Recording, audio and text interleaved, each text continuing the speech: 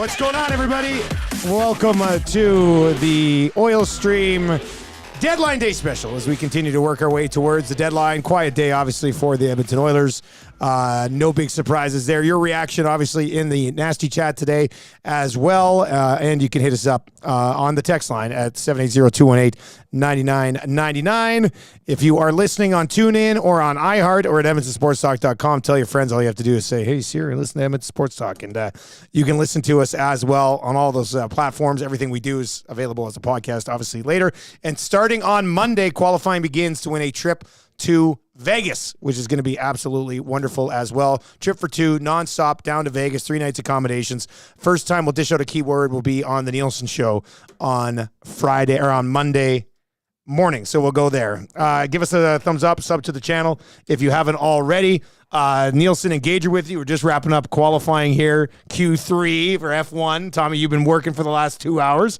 How was the hangout today? You guys got some action, actually. A little bit of action. It was fun. It was good. I mean, lots of thoughts, lots of bouncing ideas off of the text line, and I don't know. I enjoyed it. This has been a ho-hum Friday overall, but I think it, with the deals that we saw the last 2 days, kind of expected it.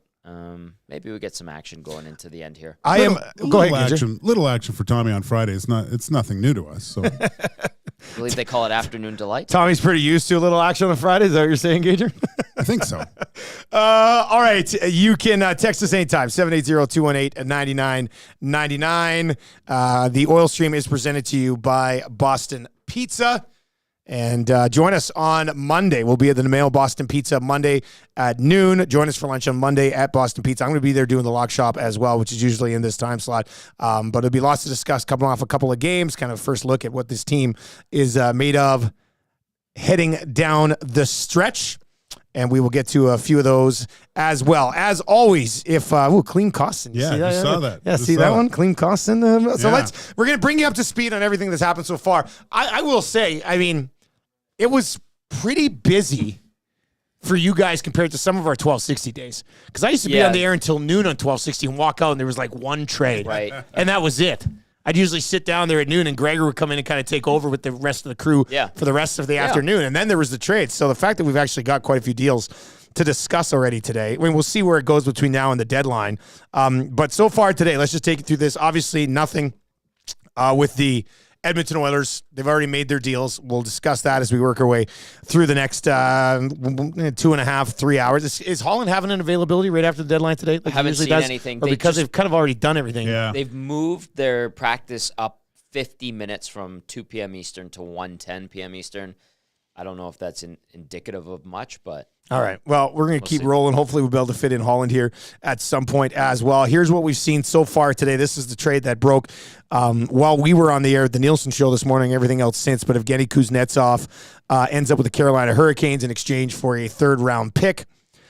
St. Louis Blues, Malcolm Subban, future considerations there. The Winnipeg Jets, this is kind of the biggest one of the day. They do get Tyler Toffoli for a 2024 third-round pick and a 2025 second-round pick. The Devils retain 50% on Toffoli. Kyle Okposo ends up joining the Florida Panthers for a prospect and a seventh-round pick.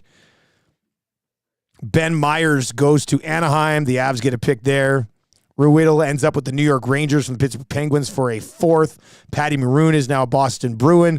Jason Zucker ends up in Nashville. Nick Patan for Turner Arslin. The Rangers and the Wild pull the trigger on that one there. And then Klim Kostin ends up going to the San Jose Sharks. Radek Simek and a seventh rounder that originally belonged to New Jersey ends up going to the Detroit Red Wings. That's the story so far today from Deadline. The deadline is still just under 2 hours away, so still lots of time for things to get done, and we'll get to more of your reaction. Obviously, you can text us 780-218-9999. Let's start with the trades that have kind of happened today. We'll get to the overall bigger picture here on the Edmonton Oilers and Stetcher and continue that conversation.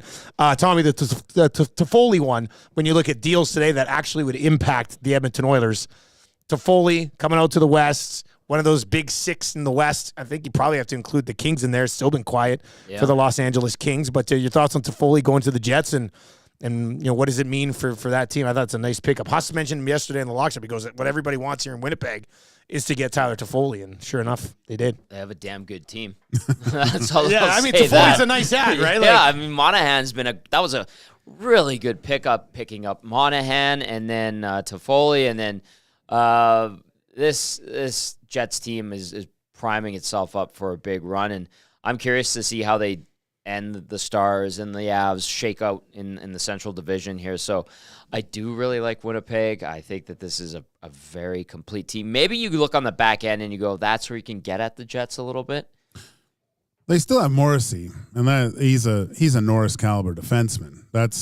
They have the blueprint. you do like Morrissey a lot, Oh, Yeah. Morrissey's a beast, and with Hellebuck, their decor is sufficient, I think. Mm-hmm. And now just adding to Foley with the experience, cups before, how Monahan's playing, like you said, Tommy. That's a formidable force in that Central. It really is. It's I will definitely be tuning in if you see a Dallas Winnipeg portion. That would be a great series. That's a great series to look forward to. You know what's crazy is that Colorado still factors in I there. know. Yeah. The West is amazing. The West is amazing, and I think a lot of people are viewing the Oilers deadline. And I guess this is how you do it, but a lot of people viewing the Oilers deadline based on what these other teams in the West are doing and how it kind of stacks up. We do have to remember that the Oilers have been the best team in the National Hockey League since when, Tommy? Like the last 43 games? Yeah. 33, 9, and 1. That's all. It was brought up. One of my buddies was just like, man, it seems like everybody else is getting better. I said, yeah, but you can make a case that the Oilers were already better than the other teams because they've been the best team in the league, and they still, pulled the trigger on a couple of pretty decent, like not decent, but one was a pretty big deal. We'll talk about Stetcher in a second, but Jay Milne good made deal. a really good point too at the end of the hangout. He said they got Corey Perry a couple. Yeah. They also, they did get Corey Perry. I still think it was a reactionary that everyone else did after the signing of Corey Perry. Yeah. To think that Edmonton was the only team looking at Corey Perry, like he chose Edmonton. I think looking at the landscape, he thought his best chance to finally add another cup to his resume was Edmonton. So, and I think you saw the Lindholm right after, Right.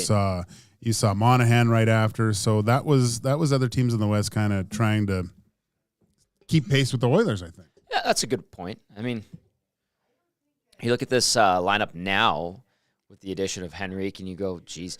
And I pointed it out earlier on the hangout as well, like listening to Chris Knobloch yesterday. You were on with me on the post-game show, Gager, and even Knobloch, trying to read him, which is not the easiest thing to do, but he doesn't really hide anything, and he doesn't throw smoke and mirrors at you.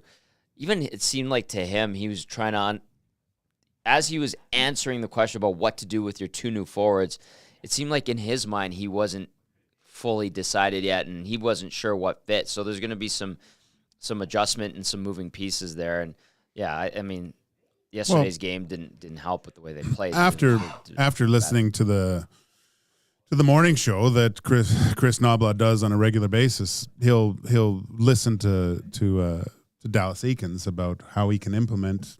Brilliant. I thought Aikens made an interesting point today, though, because he had nothing but praise for the two guys. And if you missed the Nielsen show today, we had Dallas Aikens on while he was driving in Germany. He's coaching over in Germany now. Was it Autobahn? I don't know. I should have asked him if he was. He was great, though. Did you get a chance to catch any of it? I didn't. I saw that you were having him on. I was he was great. Really? Yeah. I just texted him last night. I was like, hey, what do you think? You coach these guys and come in. So he's like, yeah, I'll hop on. So that was nice. But he did start it by being like, hey, before we get going and anything, I just want to let you know, like, I'm here for the eyes references and the donuts and Taylor Hall squirting me. And I was just like, man, this guy gets it. You should have seen the inbox. People were like, I love this guy. The one guy's like, I feel really, well, the one guy said, I'm not going to have a donut again my entire life. Just in honor of Dallas Aikens. He was great today. But he had a great breakdown of these two guys. Mm-hmm. He said, from a quality perspective, amazing people. You can play Adam Henrique anywhere in your lineup. Talked highly of Carrick, but then did say, he goes, and I didn't ask him, like, would there be, he kind of volunteered this information, but he said, if there's one concern that he would have would be that can they play at the high pace that the Oilers play at, right? And I think maybe you saw that a little bit last night. Like, They had no pace yesterday. yeah, well, the team didn't. Yeah. The team didn't. I don't think you just put that on those two guys. But I'm going to watch. Like, I think that's something to watch heading into the weekend. Watch Henrique with the pace that the Oilers play at. Watch Carrick with the pace that the Oilers play at. And, I would think, Gage, most NHL players can operate at a higher gear. It's probably just a matter of getting used to that's how this team's going to go. He didn't say they couldn't. No. He said it would be an adjustment, right? So that's that.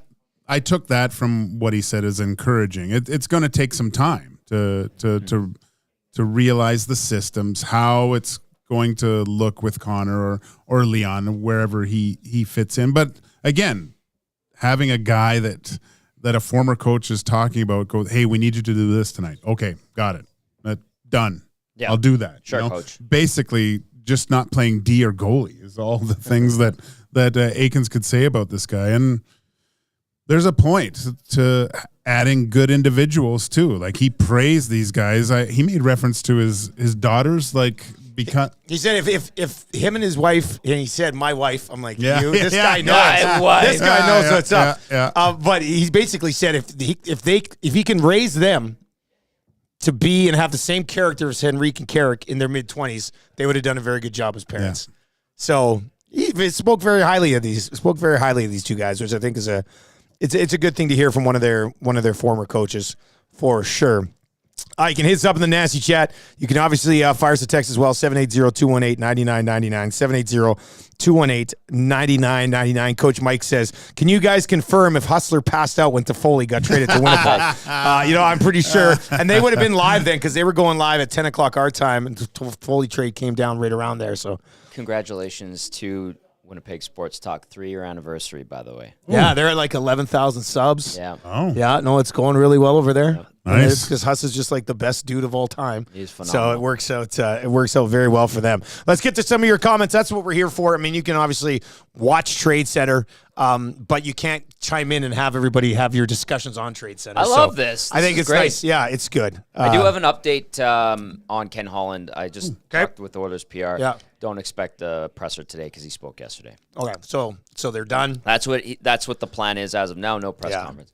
Deadline's an hour and 45 minutes away. So no availability That's at what all it sounds today. like So as of right now. to not even it's surprising me a little bit because people want to ask him. Of course. Did you not do anything else? Right. Why didn't you do anything else? But He did say it on the broadcast, and then prior to that, and then DVD. I thought. Well, we had DVD. We had Van Diest on this morning, and I DVD saw said that. that he was supposed to stay in Columbus and for he the hopped on deadline, but flight. then he hopped on the flight. So That's a pretty good indicator. done deal there for the Edmonton Oilers. I know great some of you might use be disappointed, but Of DVD's old profile shot too, by the way. man, what a good looking dude, eh? Yeah, That was tight. How I long saw ago that. do you think that was on DVD?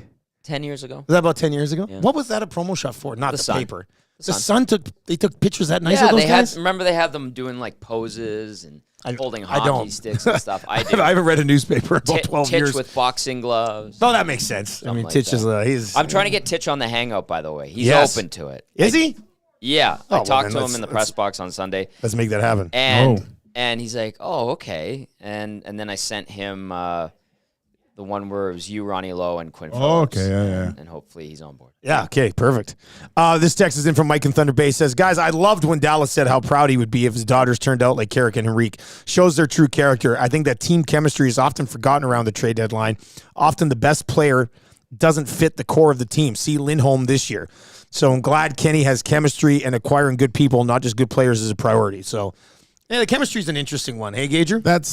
That's what you get, I think, with his longevity as a business guy in the NHL, right? He's gone through everything from scouting to player personnel, like his track to becoming a GM with I know we hear about it with the Detroit Red Wings, but look at those old Red Wings teams. Like, those are all quality players. I remember when he got Kurt Maltby way back when, and Kurt was just a great guy, good player. Just in Edmonton, he was drafted at a certain level where I think he was expected to score a little bit more, and then goes to Detroit, fits into a role that's third line, can contribute stuff, but then the intangibles just seem to come out of nowhere when it really matters. And played forever. and Maltz was an awesome guy. It was pretty funny because he was kind of annoying during practice all really? the time. Why? Yeah, he would.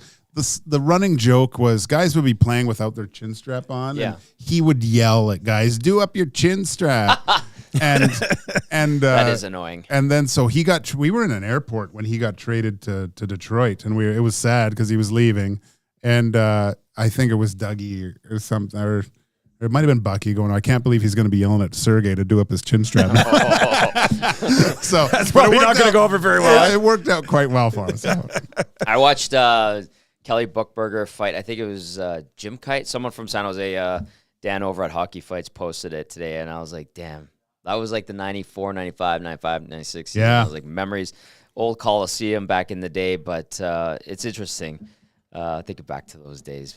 I like the stories, and we got into a little bit on the Hangout about trade deadline day. Belzy told his story about when he got traded from Edmonton to Colorado. That was the deadline day trade? Yeah, and he was supposed to go to Cleveland, and then the Avs called him up, and he didn't have anything to wear, and he had to go get a suit in L.A. TJ Maxx. He went to TJ Maxx, and he got these pants that he could barely. He's got huge thighs, right? Yeah. Like, but yeah, it's crazy because like I was like, well, what's it like getting all the equipment? And actually, Henrique talked about it. He's like, you just want to go in and play, and you get all this new gear and all these people you don't really know. It's feel a little weird, Yeah, it feels weird. And like last night, it's like you're subbing on a men's league team that you don't know anybody on. Yeah. He's like, oh, this is strange. Yeah, exactly. Like, foreign environment. They're trying to like make you feel welcome. I don't even think Henrique busted into a full stride last night. So that was one of those weird games like that, which almost scored at the end there though. Like Yeah. it was close. I mean, it came back up, but it was a bad game. can I go to this nasty chat? Yeah, of course, I wanna buddy. Bring Yeah, this let's up. get It's into from it. Loomis. Loomis says Holland's tenure with Edmonton has been brutal. let's just listen. This is the beauty of the nasty chat. People ask why we don't take calls anymore on the post game show. It's because the nasty chat has created this completely different environment dynamic and completely replaced the phone line, which is fine because we would get some stupid calls back in the day. But this conversation, and like Loomis says that he's probably disappointed. Holland's tenure with Edmonton has been brutal. They finished second in the division every year. They could very well finish second in the division again. They've been to a conference final. They've been to a second round. They've been in the mix as a contender. He's always made deals at the deadline. Brought in Kane, brought in Hyman, brought in Ekholm. Yeah, like I mean, there are still the Jack Campbell thing really hurts. But at the that time, it was like, okay, cool. That was the goalie that people were really looking at. Yeah. Yeah, that's a fair point too. I mean, when the moment they got Jack Campbell, I would think it was relatively good responses from people. Yeah, it was like him or Darcy Kemper or Grubauer, right? But I don't think Grubauer was ever in the mix in Edmonton. I know they did talk to Kemper. Kemper said no. So it was just... I've started a poll on this.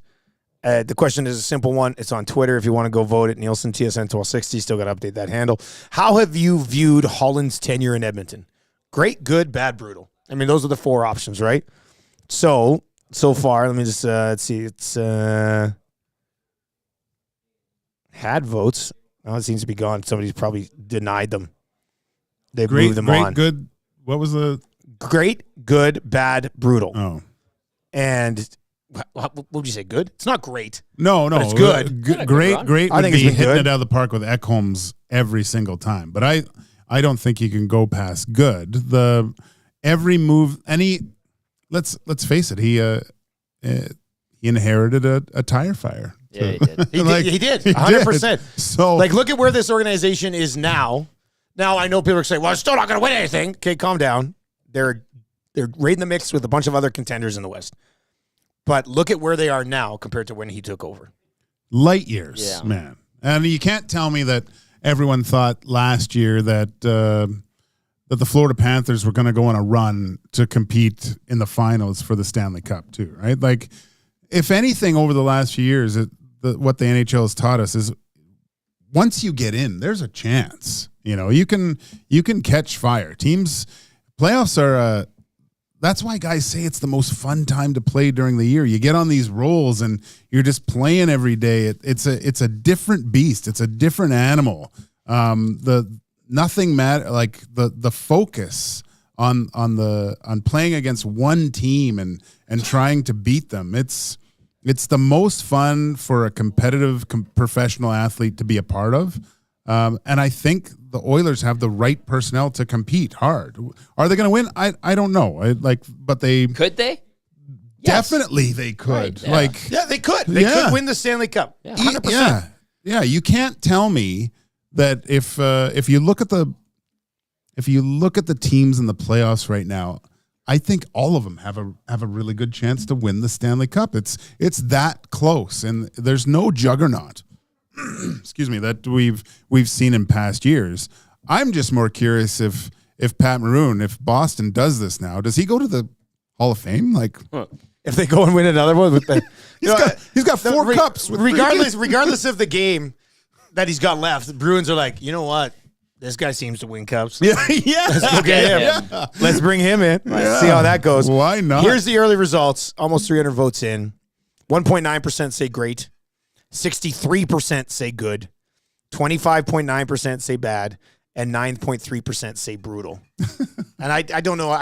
Look, you can sit here and make the case for bad if you want, for sure. I mean, I'll sit here and listen to it. Yeah. Brutal, I think, is probably getting a little carried away. But you can't say brutal just on the Ekholm deal alone. And Hyman. Hyman, yeah. Like, how do you say that's brutal? I know that he didn't bring in like the big boys, but what's this team without Ekholm and Hyman? Honestly, they're a one line. They're fighting for a wild They're card a one spot. line team that has a huge glaring hole on the back end. Yeah. So, yeah, I think that's I'm different. just going to get to this in the nasty chat. Just to follow up with Loomis. Loomis says, where is it? Oh, man, I lost it. Where is it? Loomis said, come at me, Tommy. Oh, my God, nasty chat. Sorry, I lost it. Come at me, Tommy. Hyman and Ekholm are his only bright spot. Kane is currently mad, but also fell into his life. I'm not coming at anyone. I'm just saying, like, there is what Loomis said is a sentiment that some share, and it's worth discussing. That's why I brought it up. I'm not going after anyone, Loomis, and that's fine. Matt from Okotoks is in and says, Holland's tenure, I'd say, was above average. Some mistakes, some missed opportunities, probably, but look at where they were when he got here. He had to work out all of Chiarelli's mistakes. Shout out to the commish, Quinn Phillips, who said, you try cleaning up, or whatever it was. You try cleaning up Chiarelli's mess. Yeah. Like when you take over, right? He had to clean up all of Peter's mistakes. He was handcuffed for a while with some bad contracts. One thing people need to realize is that just because a player's available doesn't mean the others just get first dibs on the guy, and every other team has to wait until we decide if we want him or not. It doesn't work like that. Which is that was Quinn. Right. It's no, that wasn't Quinn. Quinn was from Matt and Okotoks. Oh, there we go. Yeah. Let's get to this text. It's your show. Let's go. Yeah. Hammer the inbox 780-218-9999. Hit us up in the nasty chat as well. We'll keep tabs on the NHL trade deadline.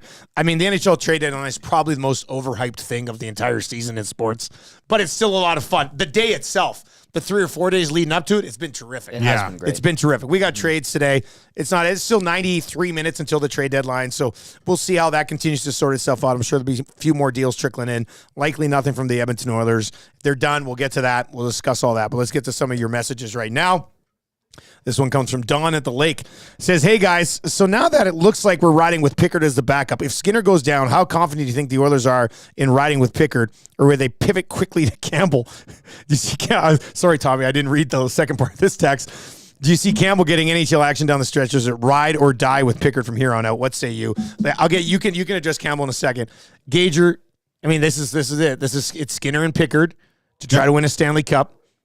The question is kind of like, what confidence would you have in Pickard? If Skinner is healthy, he plays every single game in the playoffs. I think that's the case. But what about Pickard? I mean, I look at his body of work over this season, and if I compare it to other tandems in the league, aside from maybe Boston, Allmark Rangers, dropped 6 in a row here. Yeah. Like I don't know what the Oilers have solidified their backup goaltending position for the first time in years, right? And not that Mikko and Mike Smith weren't good, but it was always seemed like one guy was playing well and the other guy was in the pooper, right? And so there was never that 1A, 1B. It was just one guy. You ran with one, ran with other. This finally you have two guys that are playing at a very high level. So I'm extremely confident that he can go in. And I mean, yeah, you want Skinner to play most of the games, but if something happens, there's a few guys down the line. Look what happened with Vegas last year. I mean, Aiden Hill, no one thought, oh, at least we have Aiden Hill if everyone goes down here and we can throw him in. Like, no one thought they would put him in and thought they would go with Quick at that point, right? Like, come on, guys, He was their fourth goalie. Yeah, so going into the playoffs. Every goalie that gets to the level of the NHL is an extremely capable goaltender. It's just about putting it together at the right time. And I feel the regular season, that's a long period of time. You give it over a 2-month span, it's almost easier to get into that zone for a short amount of time before the wheels come off. Right. So, and with the play of Jack Campbell, I looked the other day. He was going well and had a couple hiccups there. And then you got maybe even the unluckiness of having to go to Rodrigue, but then you have the benefit of a guy not even realizing the situation he's in, right? He's the young guy just coming in and going, wow, this is great. I'm gonna play a playoff game. And who knows? We've seen guys come in those stages and be in conversations for Conn Smythe trophies. So yeah, I'm a very positive person when it comes to the Oilers goaltending this year, because I see 4 guys that, there's some experience there that can maybe catch fire in a bottle and go on a run. That's all you need. And as far as Campbell goes, Tommy? He's not getting called up at all the rest of the season. He'll be at Black Ace, and yes, they would go to Pickard before Jack Campbell. All right, from friend of Edmonton Sports Talk. He loves us. We love him. Bob Staver. Here are the line combinations. Practice in Buffalo today. McDavid, Hyman, and Nuge. Draisaitl between McLeod and Fogle. Oh, look at that. Adam Henrique at center between Corey Perry and Evander Kane. Carrick between Brown and Matthias Janmark. Derek Ryan rolling as the extra forward. And then on the blue line, Ekholm Bouchard, Nurse and Desharnais still together. Kulak and Ceci, and we'll get to Stetcher, a conversation on that here in a second. But, Tommy, your thoughts on Henrique, Kane, and Perry as a line? And I see your messages, and, we will address them saying, guys, the trade deadline just came and gone, and Draisaitl's still playing with Fogle and McLeod. So, with that being said, last night he was playing with Kane and Henrique, and they're going to try to look at something different. They've got some options here now with this group. But what do you think of that middle six? I look at the Henrique, Kane, and Perry line, and I'm like, that's a pretty good third line. It's a good third line. It's the second line. Yeah, so I said, like, the top line is the top line, then you've got 2 second lines. And then let's not forget that Draisaitl between McLeod and Fogle had a nice run. It had a good run. To the point where some fans were saying, guys, we found our next winger in Ryan McLeod. And then a week or 2 later, he's back at center. This is the beauty of the flexibility. So run these guys out there tomorrow morning against Buffalo and see what happens. And then the fourth line is fourth line guys. I would rather see Derek Ryan instead of Connor Brown, but they're riding and dying with Connor Brown for whatever reason. I don't mind this. This you're trying stuff. You get the Buffalo Sabres I want to see tomorrow. this. Let's go. I'm not saying it's great, but I want to see it. Do not dig yourself a 3-goal deficit in the first period where the coach, because you're chasing points to keep Vegas and LA now at bay, you have to switch it up like they did yesterday after the first period. Like, play good. Don't screw up your passes and cough up the puck in your own zone and in the neutral zone. I'd like to see this for a full 60 minutes tomorrow, and I would assume that it's capable of giving you a convincing win. If they play well, you'll see it for a full 60 minutes. That's if they decide they want to. Like yesterday, it was Gager, like you said it yesterday. Their transition through the neutral zone, they're turning over pucks at both blue lines. Like, it was awful. That 3-foot passes. I pointed out yesterday. Bouchard tried to make like a 3-foot pass. Can't remember to which winger it was, but it was like 2 feet ahead of him. And I remember that. And he kind of afterwards was like, "What am I doing?" Yeah, like it was a lot of that last night. It's totally discombobulated. I don't mind this, and this is nice to see. Like, this is flexibility, is it not? You said the magic words, Tommy. I want to see this for 60 minutes, regardless of that. That really seems like a first line, 2 2s and a 4. And I think that's how you can manage the game with those guys. They should be more than capable to give the Buffalo Sabres, keeping those guys together, enough to handle. Like that's it's interesting putting Henrique in the middle there, and I want to see that. That's hopefully there's something there with those three. Responsible experience with some nastiness. I like that. Hopefully it works out. You think it's fast enough? It's not. I mean, they're not going to burn. It's not Max Verstappen, but maybe it's. They're not going to burn guys, but I think they can plow through guys. At least the wingers could. There's enough speed. It's not like they're completely stuck in mud. Fogle and McLeod are going to make Draisaitl pick up his pace. Yeah, and that's what you need. I think Draisaitl needs to play with guys with pace. Yeah. He needs race pace. Yeah, that's exactly what he needs. Do you think that's why that line worked pretty good before? Yeah. Just because they got Draisaitl moving? Move your ass. Yeah. Skate. You can do it. Yeah, you like to see it happen all the time, but I think he does get drug into that a little bit when he's playing with guys with speed. Kind of gets moving a little bit quicker. He kind of has to. Yeah. So, we'll see. Naturally, he tries to slow the game down, I think, a little bit, too. Right? That's his nature. But when he has guys those guys have to perform where they're getting open and getting in spots to get the puck, too. Mm-hmm. Right? It's not just, they can't be sitting, waiting, and looking to see what Draisaitl. They have to play with intentionality, as Cass likes to say. Anticipate things. Yeah. Read the play. I was talking about the chessboard, right, Tommy? Okay, give the puck to Leon. Where am I going? Where can I get it back? Right? Like thinking 2 steps ahead with those two. And they're smart hockey players. The time that they were together, they were really clicking. And I think it was because McLeod wasn't pretending he was at Top Gun and slamming on the brakes and flying right by guys. But adding some physicality, but jumping in holes and making it difficult. Yeah. Let's get to a couple more messages over on YouTube. If you're listening on TuneIn or on iHeart, tell your friends how easy it is to listen on TuneIn and iHeart or at edmontonsportstalk.com, and you can text us 780-218-9999, 780-218-9999. Hey, guys, Jack Campbell had a shutout last night. Nice. Other fans could calm down a bit. That's great. And they probably trade him for Sidney Crosby here. I love that deal. Campbell for Crosby? Wouldn't that be something? Could you imagine? All right, let's get to a few more of the messages over in the chat. And hey, give us a thumbs up, give us a sub here on the channel if you have not already. Hydro says Henrique is probably trying just to get up to speed with the team. Probably more comfortable playing with Kane and Perry for now. That is, the one thing you have to worry about there is like, oh my God, I'm playing with Leon Draisaitl. What do I have to do to make Draisaitl happy? Right now, you just go down, center your own line. Yeah, you have these 2 other veterans on the wings. Played with one of the guys before, so there's a little bit. Had some familiarity there, yeah. Yeah, no, it's probably the best spot for him to be right now. Ross RCN says Brown is going to be Michael Peck in the playoffs, and Tommy G's early season prediction will come true.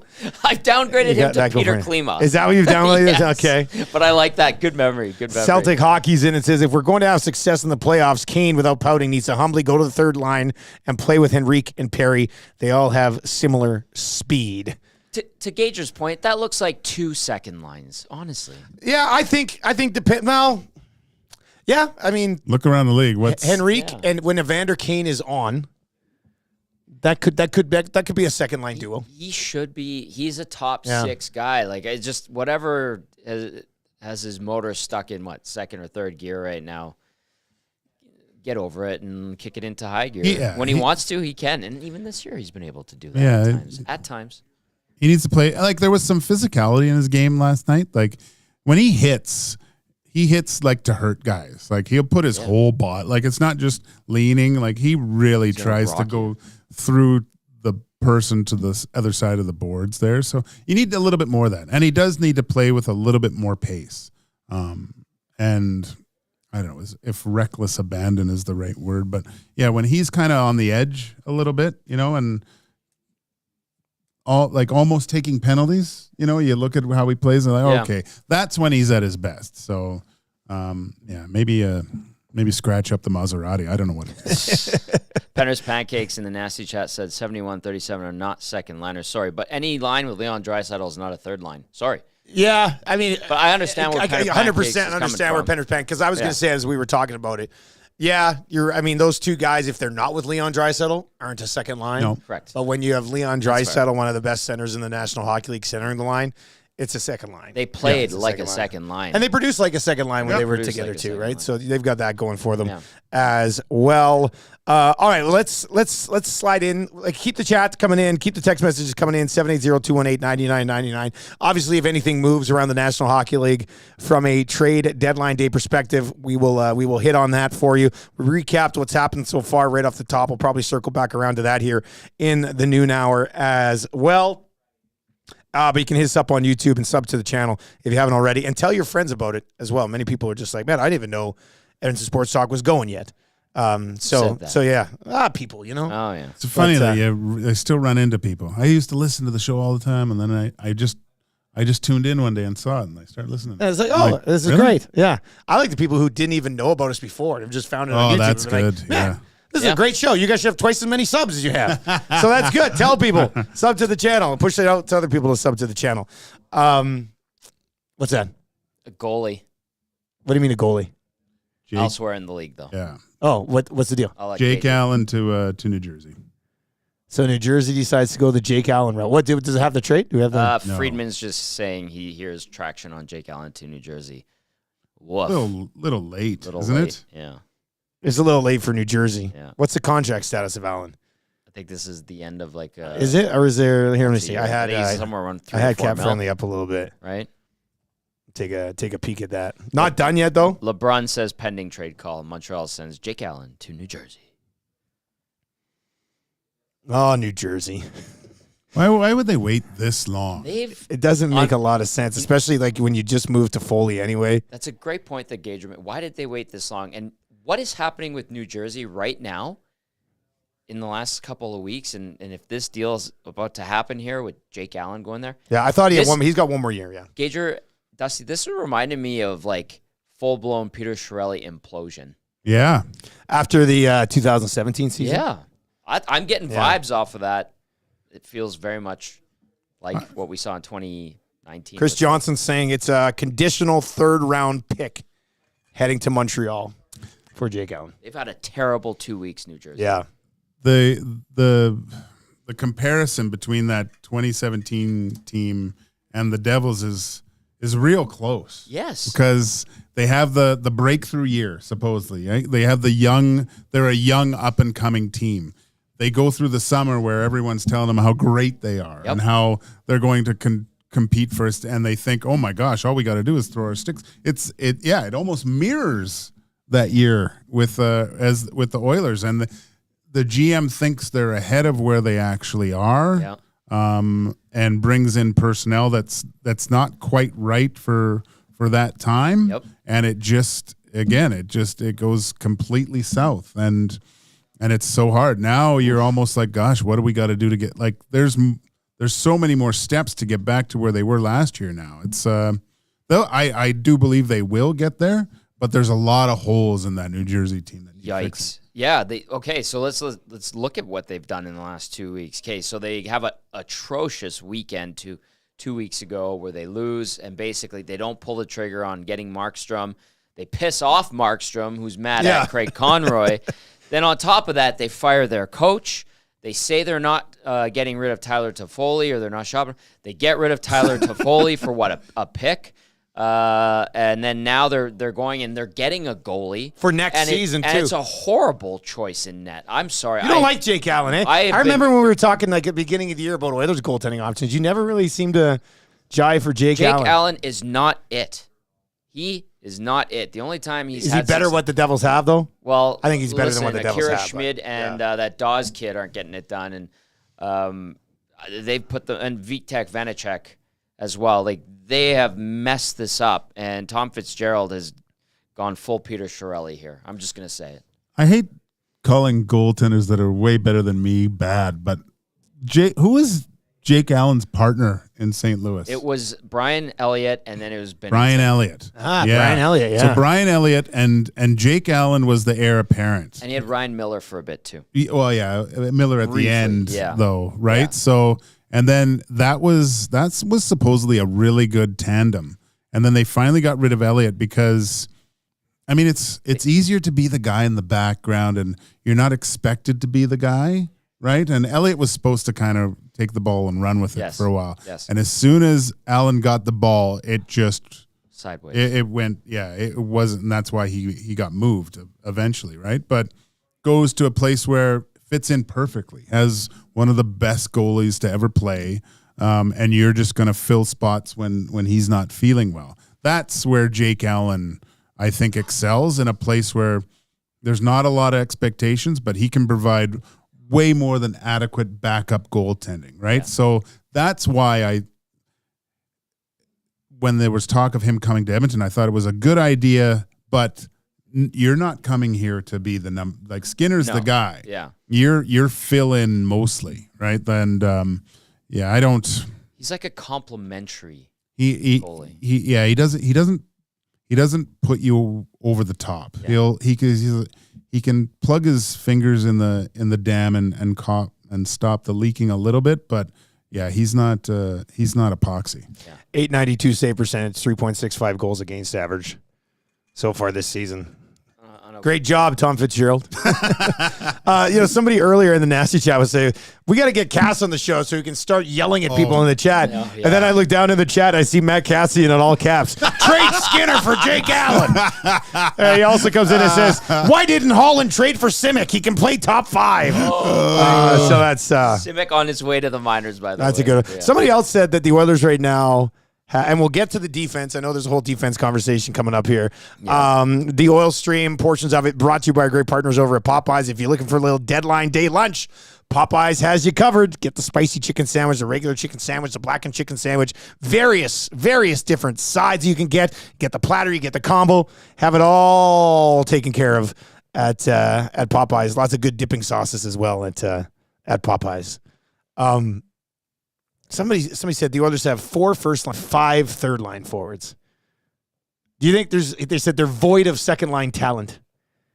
But I would say Henrique and Kane would be viewed as second liners. Yeah. I mean, would they not? I know he's going to be a third line center, but he's going to be playing behind Connor McDavid and Leon freaking Draisaitl. So I don't know, Gager. What do you think? Like, I think they're thinking pre-cap era of guys that you can afford. I think they have 4 first liners, 2 second liners, and I'd put them up against any other team right now. That I got to look at some lines, but in the Pacific Division, I'm comfortable with those lines going up against the if you match line for line. Maybe the one that gives me pause is that Vegas 4th line. That's a beast to contend with. When they're on, and because the problem with that line is they play sometimes against the other team's top line. Right, so it makes matchmaking very difficult. Let's do a comparison and listen. Like, I understand people's rationale on the depth of the Oilers forward unit, but let's. What do you got? Colorado. What team do you got? Colorado. I got Colorado as an example. Okay, monster line. Nate McKinnon, Mikko Rantanen, huge. With Arturi Lehkonen, who's usually like he's a huge player when it counts. He's a good player, but he slots in. He can go third line. He can go second line. He's up on the top line with 2 excellent players. Okay, now you have Casey Middlestat. It's kind of Jonathan Drouin is kind of resuscitating his career. Yeah. And then Valerie Nichushkin, who has been going through a bunch of stuff off the ice. That's their second line. You could look at that. You're like, those are 3 good players, but like, what are they at any given moment? Sometimes they're on fire and they're playing well. Sometimes you're like, did those guys play tonight? That's Colorado's second line right now. Third line for the Avs, Ross Colton between Miles Wood and Yakov Trenin, who they just picked up. Yeah, I just picked him up. Yeah. What do you make of that line? Like, is that a sexy third line? I put the Enrique line up against, and I think they're going to feast. Right. And then, okay, let's go to the 4th line. Chris Wagner. Between Andrew Cogliano and Brandon Duhaime, who they just careful what you say about Cogliano. I was referencing Wagner. Cogliano is a great guy.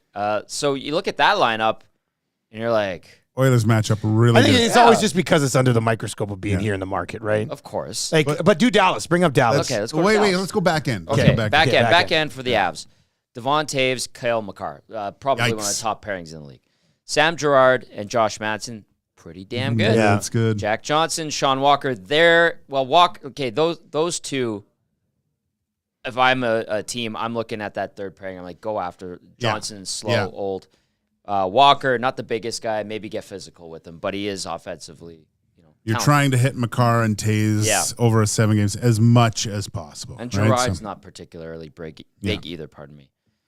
But like you go, and I like Skinner better. So better than Georgiev. Yeah, did you all give? Georgiev. Okay, let's go to the Dallas I Stars. want to see. Yeah, Dallas doesn't have like the McDavid McKinnon thing going. I like this. This They is got good. some, this is good. We're going to go This through is the a whole fun group. exercise. We're going to go through the great group. Okay, I like this first line a lot. Yikes. Rope Hintz with Jason Robertson and Joe Pavelski. That's a nice line. It's a nice line, but it's not Rupe's- it's not McDavid Hyman Nuge. Rupe's fast, but he's got Robertson's not a burner by any stretch of and Pavelski, I mean, he tips. Consistent. He's a tipper. Matt Duchene having a very good season between Mason Marchment and Ty Dellandrea.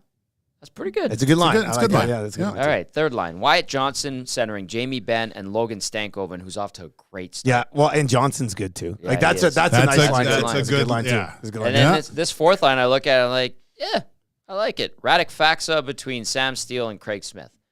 Veterans. That's a good fourth. Yeah, it's a good fourth line too. Yeah. That's a solid group of 12. Yeah, I like that. I like that group better than the Avs. better than the Avs depth. Obviously, McKinnon and Rantanen give them some advantage absolutely. there, but that Dallas has a much deeper forward group than Colorado. 3-2. Their bottom six is way better than the Oilers' bottom six, in my opinion. It's steadier. Yeah, isn't it's it? just it's Is good. it 3 2s and a fourth?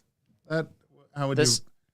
Oh, I think give Robertson them, hits. That's a first one. line. That's a first maybe line. number. That's a number. Yeah, Yeah. no, you're right. That's a 1 and 2 2s and a 4. That is. Okay, let's go to the defense. Thomas Harley with Miro Heiskanen. Nasty. Yeah, Harley's having a good year, right? Essa Lindell with Chris Tanev. Reliable. That's good. Yeah, reliable. And then Ryan Suter with Yanni Hakanpää, who they were saying was playing a little bit too many minutes. Now he slots in as a third pairing guy with Ryan Suter. You're trying to expose Suter with the foot speed at the end of it, but still Yeah. a pretty good defender, right? So, but And then they got Ottinger between the pipes. And net. I'm not sold on Oettinger. I really I like him, like but him. he has surprisingly let me down at certain times, and I've been like, Calgary "This is series. Ottinger. Ottinger's going to do this." That's why I watched that Calgary series, and I was amazed at what he was able. Like he was the only reason they came close to being in that series. Yeah. And then he let in a terrible goal to end it. But Gaudreau. since then, he's been Skinner. Really, I think anyway. I of the games that I watch, he's nowhere close to where he was in that playoff series. So that always gives me pause that it's he has that in his back pocket. He has the ability to make a huge difference in a 7-game series. But no, I'm not sold on Ottinger. He's a great goalie, don't get me wrong, and something you got to think about, but he's not I don't think he's Hellebuck. Let's put it that way. Yeah. Right? I don't think anybody's Hellebuck. No, there's not Tough many to guys. find. Yeah. All right, next. Where do we want That to go? doesn't matter. Pick a team. Go to Las Vegas. All right, let's go to Vegas. Let's take a look at the goal. Going to Vegas. Yeah, I'll see you later. All right, this is deep. Eichel with Barbashev and Marcia. So Nasty. That's a nice line. It's a nice line. Consummate winner there. Yeah. William Karlsson with Chandler Stevenson and Anthony Mantha. Mantha has he's the guy you see on highlights and go, wow, how the heck does this guy not score 50? I know. You know, I like, was just gonna say, you're always like, man, Mantha should be better. like You know, Yeah. big, skilled. Yeah. Like it's crazy. Like if you were to put together a Mantha highlight film, it would be unbelievable. But it just all the tools, no toolbox seems like. But if he puts it together, that's the nasty second line. Here's the line I think you look at and go, okay, we need to get a favorable matchup out against these guys. Nicholas Waugh with Paul Cotter and Michael Amadio as the third line. Yeah. Yeah. Where does Stone factor in here? If Well, he you know, bumps when he's- somebody down. Yeah, he bumps probably somebody Carlson, right? Carlson down. Yeah. That oh God. Yeah, he does. But you're still looking at that third line, even with like a Carlson between Yeah. Cotter and And then what's Amadio, that you're fourth like, line in Vegas? right now, Byron Fraze with Mason Morelli, who's had a good start with the Golden Knights, and Keegan Colasar. Yeah. So William Carrier's obviously hurt. Yeah. And then we talk about Stone being out as well. So they have a couple of guys, call-ups that are helping out, and Fraze and Morelli. All right, and then on the back end. Ugh. Pretty good. You think? Hannafin with Petrangelo, McNabb with Theodore, Haig with White Cloud. All of those guys are giants. That's And a tough and they're tough missing group. Alec Martinez. So yeah. That's pretty good. a really that's good. That is of all the groups that we've looked at, That's complete. like both defense and forwards, Yeah. is the Vegas blue line the strongest of all of these things in the West? I'd say Strongest so. in the league. Yeah. I'm just looking at this group that the Oilers have to go through in the That's a test, man. postseason. Yeah. The thing that I think they get the advantage over the Oil. Yeah. well, they've played a lot of hockey. Yeah. That's the intangible there. Like, right? So if you look at the Golden Knights and you go, how do you expose this team in a 7-game series potentially? It's the bottom 6 maybe, right? If they're nicked up, and then you've got this third line that right now is Waugh with Cotter and Amadio. And then you hope that Aiden Hill and Logan Thompson aren't on their game. Right? that's tough to hope for. But There's so many layers to like Yeah. that's there. After watching Jack Eichel play last year he's a responsible, Yes, highly isn't he? skilled hockey player. Like He's a complete guy. oh my gosh, he reminds me of I hate like the old Oiler killer, Mike Modano. I know it's Okay, yeah. he's the way the pace that he plays in and the responsibility on the defensive side. And that Modano was an awful human being to play against. All right, so Vegas's blue line is really good. It's really good. All right, It's good. what do we get? We done Winnipeg yet? Sure, let's Ooh, go to let's Winnipeg. Let's hit go Winnipeg. Winnipeg. Okay, this They've is added where to we're Foley. at. Now, like when we look at all the advantages, Vegas's blue line to me is the equivalent of Hellebuck between the pipes in Winnipeg. Like that's another okay. clear-cut advantage, I think, among the 7, because we're going to look at the Kings too. But Here we go. all right, Shifley with Kyle Connor and Vlad Nemesnikov. so that's where Toffoli goes, Yeah, Probably. right? That's who. So Placeholder. Toffoli will play with, Nemesnikov. yeah. that's well. I mean, he's got 2 burners. Toffoli's not fleet of foot, but he puts the puck in the net. Yeah. Yeah. Shoot. And then you got Ehlers with Monahan. And Iafallo. Iafallo's a gamer. Yeah, well, man. Velarde's hurt right now, right? Yeah, so I have to Velarde's see if banged not, up again. if not, Velarde slots in there. Yes, and he's good, that'd obviously. be a good line too. Okay, so Adam Lowry with Nino Niederreiter and Mason Apple. That's an awesome very third good line. third line. That's a good That's third line. ginger beef. I want on to see one. that third Oh, line yeah. play against Dallas's third line. That is. beat the crap Yeah. out Oh of each my other. God, that's Hey, that would be 2 good that's third gonna lines. be good. Bring it on. Yeah. So wait, but quickly, just a side note: Henrique, Perry, and Kane. If that's the third line, like if those lines get mashed up, that'd be a hell of a matchup. I love it. That's just yeah, Yeah, Right? that'd be a I fun one. love it. That'd be a fun one. That would All be right, a lot of fourth line fun. in Winnipeg. okay. Here's where you're like, okay. David Gustafson with Morgan Barron and Cole Perfetti. Yeah, interesting mix. Yeah. Barron's having a decent season there. Yeah. Perfetti obviously is a guy that you can slot up higher into the lineup. He's kind of. We have to Probably remember split. Nemesnikov gets moved down there though, Tommy, Correct. right? So and maybe he's Iafallo as yeah. well. So I mean, they could have So God, you they're could have deep. they Barron. could have a fourth line with Iafallo on it. Yeah. With Nemesnikov. Yeah. That's pretty good too. That's pretty deep. What about the blue line in Winnipeg? Okay. Josh Morrissey with Dylan DeMello. Brendan Dillon with Neil Pionk. Dylan Sandberg with Logan Stanley. I like it. Dylan. Stanley kind of. Third pair is a little, I think, Yeah. susceptible. Stanley didn't progress as quickly as I thought he would after that bubble series against Edmonton. He was. It looked like there was something there, right? There was, yeah. He's a giant. Yeah, he's a, yeah. He, Big well, then guy. I thought he was going to be a little bit more, or, a little bit better. All right, Vancouver. Okay. We see like Vancouver, the Kings. I like comparing this. It's actually is really neat. good to kind of put them all Yeah. into the same conversation right now. I like this. Okay. The Canucks, led by Rick Tocchet. Elias Pettersson with Nils Höglander, who I think got sent down at one point last year. Yep. Last year, yeah. Yeah. And Pius Suter. Oh, okay. Wait, say this again. Elias Pettersson with Nils Höglander and Pius Suter. That's their top Okay. line. Okay. Where's everybody else? JT Miller with Ilya Mikheyev and Brock Besser. Okay. Elias Lindholm with Vasily Podkolzin and Connor Garland. So they've Henrik Lindholm, Yeah. third line center. Okay. Teddy Bluger with Phil DiGiuseppe and Sam Lafferty. Well, I take that matchup in the playoffs. Yeah. Give the Oilers the Canucks. Yeah. Yeah. On defense, Quinn Hughes with Philip Hronik.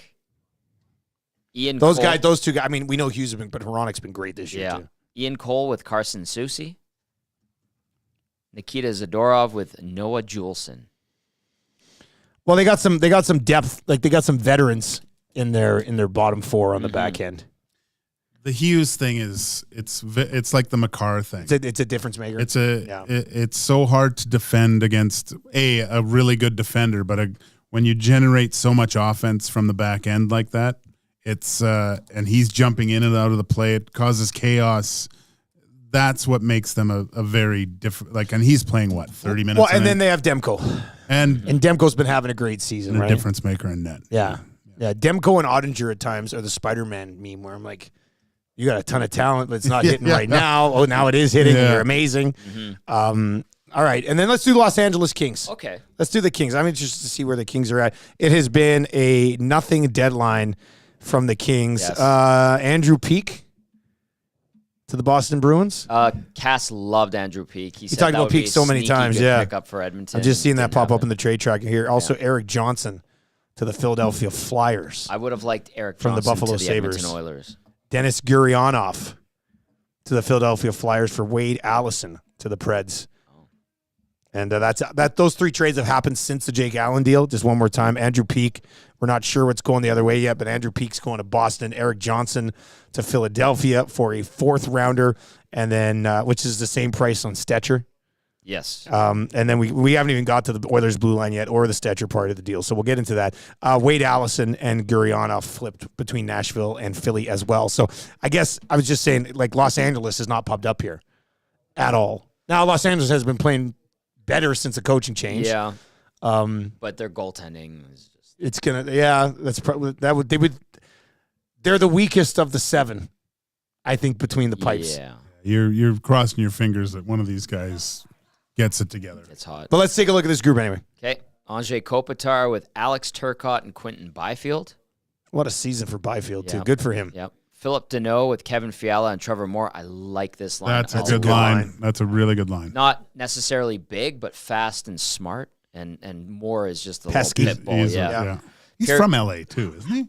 He's an American guy. Yeah. I know that. Maybe Long he was Beach. one of those junior kings. Yeah, I think he was One of from those, Long success Beach. stories. Yeah, So blame Wayne Gretzky for that. Yeah. Prick. Yeah, what have you done, Wayne? Pierre-Luc Dubois with Alex Laferriere, who was on their top line, a week and a half ago, and Trevor Lewis. So that one... Well, PLD. I mean, if hindsight, would you make that trade today? If you're the Kings? If you're the Kings. Hell no. Not a chance. Hell no. You probably just wait and try to sign Draisaitl when it happens. I'm just saying. Blake Lizotte and Arthur Kaliev, and then Daily Faceoff has Brant Clark up there. Obviously incorrect. Yeah.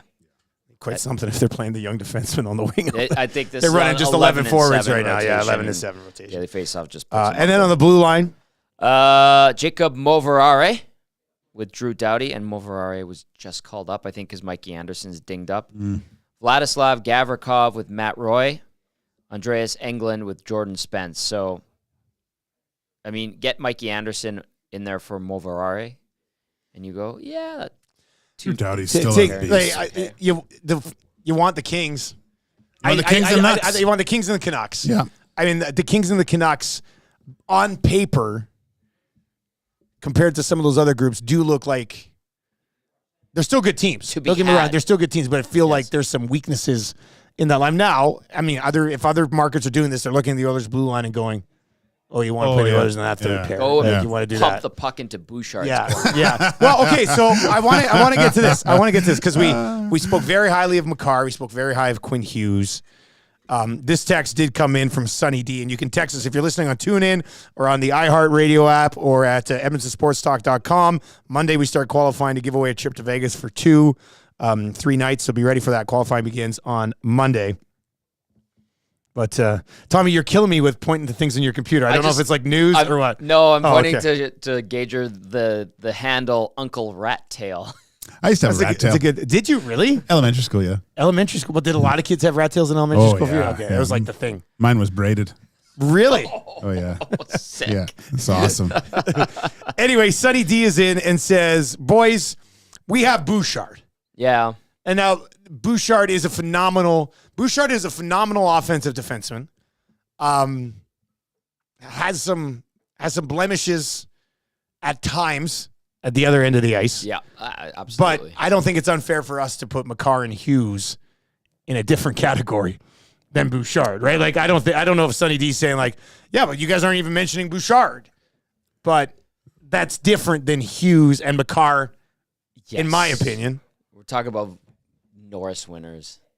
This is an analytical conversation. I think if you're looking at stats or point production, I don't know what Makar, but no, on the eye test of who dominates a game from the back end, watch Hughes and Makar. And it like Makar had a hat trick the other night coming back in a game. Like I watched some like it's a joke what he does. So he dummies teams like that. It's so hard. Those two guys I think can take over games. Yes. I don't know if Bouchard he can have great games. He can't take them over. But can he take over a game? No. And maybe you just can't do that because you do have Connor McDavid on your team. To Bouchard's credit, playoff Bouchard is generally pretty good. Yeah. He's elevated his game in the last 2 postseasons. I tell you, man, that's what I talk about, that switch of the season, the playoffs. It's different. There's the sun comes out in Edmonton. The sun's up high. It's a different time. The fans are going crazy. You're playing the same team every night. And you find a different level. And Bush, like a lot of these guys have shown that. I'm really looking forward to it. I hope it lasts for a long time here. But he's not. Again, Makar and Hughes. That if you're going to look at guys that actually take over a game, who do the Oilers have? Like obviously McDavid. There's Draisaitl, but I think that Kane has the possibility to take over a game physically. You got to see it more though. But it's kind of been non-existent. He's done it before where he's impacted a game just on his physicality. Mm-hmm. I think Perry can add that flair in the playoffs. Like I think there's a lot of guys on the Edmonton Oilers that in spurts can raise their game to a level where they're of major importance. How many defensemen in the league can take over a game? We know 2. I mean, Makar and Hughes can take over a game. Carlson used to be able to do that. I would say Victor Hedman used to be able to, like when the Lightning were winning their titles, Victor Hedman could dictate a hockey game. Yes. It was a different way. It was a different way, but Victor Hedman, watching those playoffs, and they had great rosters, don't get me wrong, but Hedman could take over those games. He's like Pronger. Like in that way, you're right. He was on the ice and the other team couldn't get a shot. Yeah. Right? Like he was just Chara was McAvoy. McAvoy's close. Yeah. Yeah, he can I think has the ability to take over a game. What about Fox in New York when he's on? Ability there, maybe? Brent Burns used to be able to. Brent Burns back like prime Brent Burns could do that as well. Like 39. Doughty I don't think Doughty can anymore. No, but he could have. I thought about Doughty right when I was first like, hey, let's discuss this. Yeah. But he's still impactful. Is Heiskanen there? Or That's pretty close to.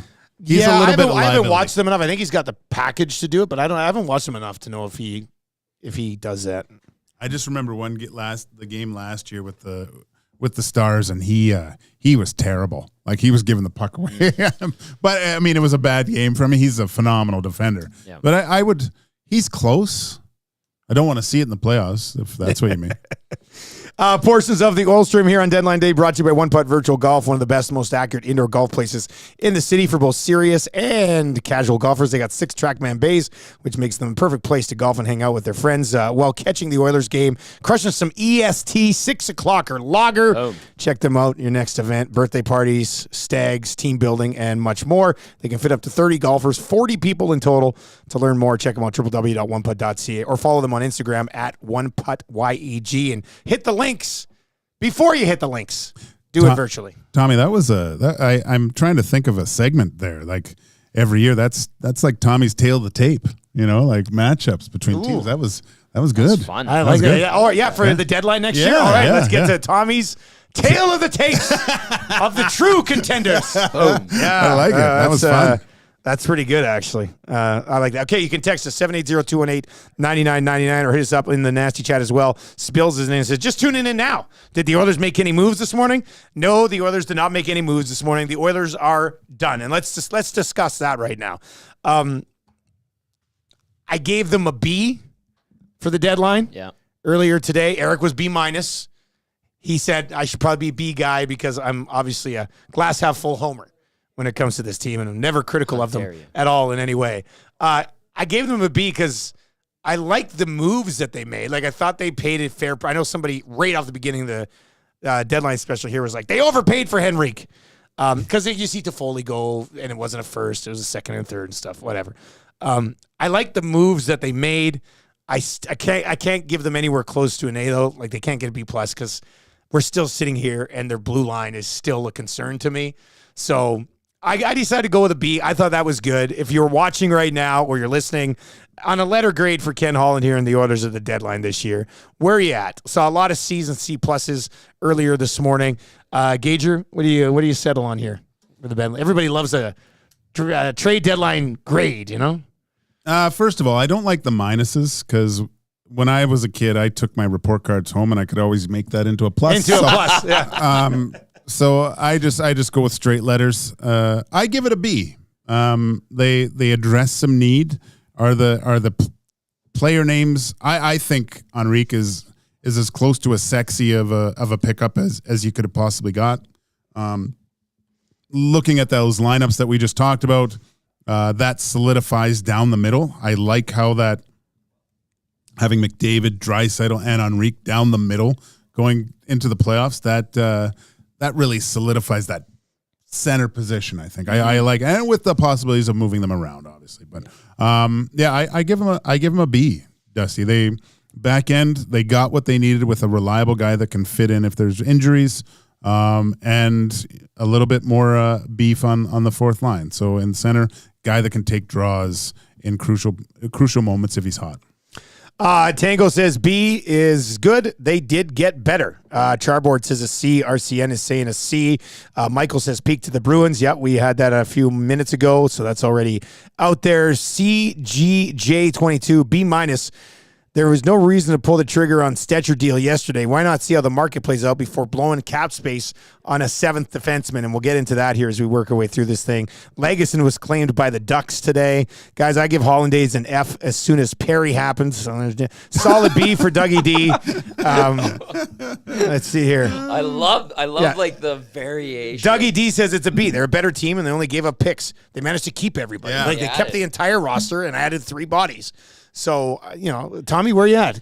I give them a B. B's across the board. B. They added some pieces that you're like, okay, I get it. Henrique's legit. Carrick, I didn't expect, but it's like, all right, well, what is he? Well, he's got more production than the guys on the fourth line already. So that might be interesting, a little more sandpaper. Let's see where they go with this. The Stetcher one, I don't love the addition of Stetcher, but at least they have a 7th defenseman who can give you something, and he's different than what you've got. I'm not a CC hater. I understand and appreciate what he provides. I also recognize his limitations, but it feels like the discussion around CC, it's almost like he's become the guy in the crosshairs for oil country, and that's the thing that everybody wants to talk about and just point to oh, he's terrible. Oh, he can't do this. Oh, he can't do that. I think, it's a little bit harsh on CC. So that's interesting to me. I think this Oilers team now is a very good team. It was before, and it has a chance to compete for a Stanley Cup. Go out there and get it. We could play the game that we did with looking at all the rosters. At the end of the day, they actually have to go on the ice and do it. So I think this team could make a run. I really do. How's Stetcher factor in here? They moved on him yesterday. There was no retention. They gave up a fourth. I went online last night. We're degenerates here. Meh. I spent a bunch of time watching Troy Stetcher highlights and some Stetcher stuff last night. He looks like he moves better than both of the other guys. Yeah. CC and Desharnais. Feisty. Looks like he moves the puck better than those two guys too. So is he just insurance, or does Stetcher play? I think he's a different option. Yeah, that's exactly. I agree with that. And I don't think he's just here in case of an injury. Yeah. I think at some point before the playoffs, considering this was your only out on the blue line, I want to see Stetcher play alongside Darnell Nurse, just to see what it looks like. Okay. Because if he's playing alongside Darnell Nurse, oh darn, Desharnais and CC aren't playing alongside Darnell Nurse. Who cares? Yeah. Right. To me, he's put. I think they're putting him right in the mix with those two guys and see how it kind of sorts itself out. It might not get in right away or something, but I think once they finally get him in there, I don't know. I think he's more than an insurance policy, though. Are you going 11-7 in one of these games then soon? I mean, if you had to have Connor Brown or Derek Ryan out, okay. Okay. I mean, it's not the end of the world. I don't know. Have we seen Knobloch go 11-7? No. We haven't seen 11-7. I don't. So I don't think we'll see 11-7. But if Cody Ceci is in the press box and Stetcher gets to play, that's okay to me. Like, let's see. Really? Yes. Oh. Why? Why not? These guys have played together for so long. Pulling one guy out, I think I go 11-7 before I take one of those guys out of the lineup. Yeah. Yeah, I don't know. I guess I just have a positive take on the acquisition of Stetcher. I think that's good. I want to see him play. Me too. Well, me too. Yeah. But I don't want to disrupt the... I know, but you won't get a real good feel for who he is if you're running the 7, right? Like, is he going to play 8 minutes? And we're beyond... Darnell's you're the grocery stick tonight. So just go with there. I like that. Cass yells at everybody in the nasty chat. I would like to Cass validate. is going to hate me saying that I'd like to see Stetcher play ahead of CC. He's going to hate it. Oh, God. He's going to hate it. I'm going to cover Can't wait my for eyes two here. guys. Go ahead. What do we I'd got like here? to I indulge know. myself here. I'll start with this one, all caps. So I'll read it with a raised volume in my voice. People that wanted CC traded need to give their head a shake. Provorov is literally the only D that maybe was available that gets their top 4 better. And I feel like I've worked with Cass long enough that I gave that. Yeah, you're not yelling, but it's a good loud voice. Yeah, and I think I read it in his proper cadence. You have to say everybody else was too expensive.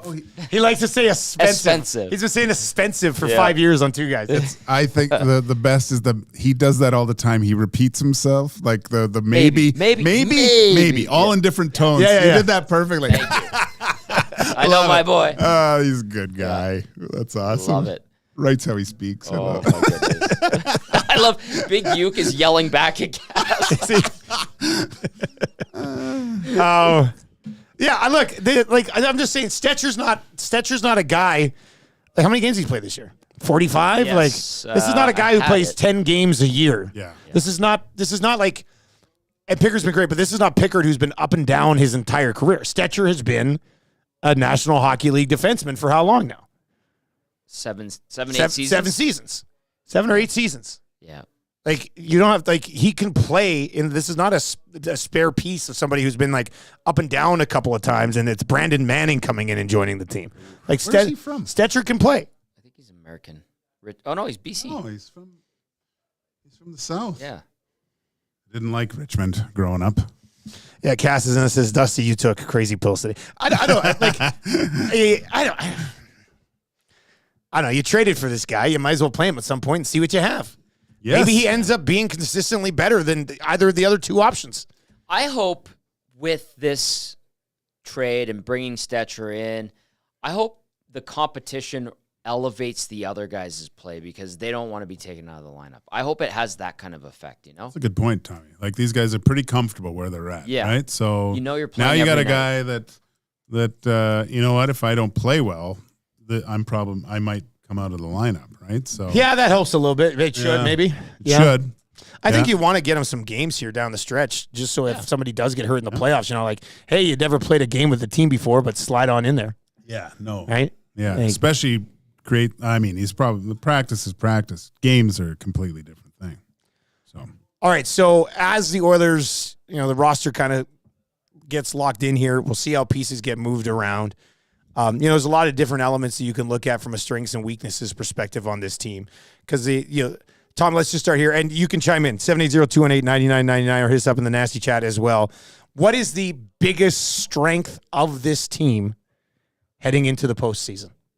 Is it the power play? Is it the fact that McDavid and Hyman are automatic? Is it something else? I'll say this. When they're on, they can just absolutely overwhelm teams, even the best teams. So you're saying their upside is their biggest strength? Yeah. When they're all go, no stop, look out, regardless of who they're facing. To me, it's if they want it, they can just blow you out. Does that include them overpassing on the power play? Yeah, unfortunately. My God. That's painful. Like the Oilers' power play goes stale when all they want to do is try to feed the puck to Draisaitl. Yep. Like when they keep teams guessing, it's lights out. Anyway, all right, so you're going to say when they're at their peak, that's it. Like, they can go nuclear on you. All right, Joaquin Gage joining us for the deadline special here on the Oil Stream. Gager, what would you say is the strength of the team? It's a good question.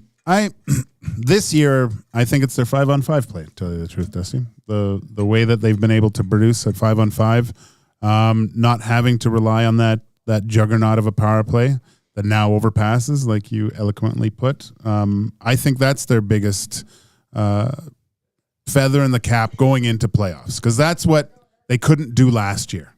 So that's the biggest change I think you've seen with the Edmonton Oilers from year to year.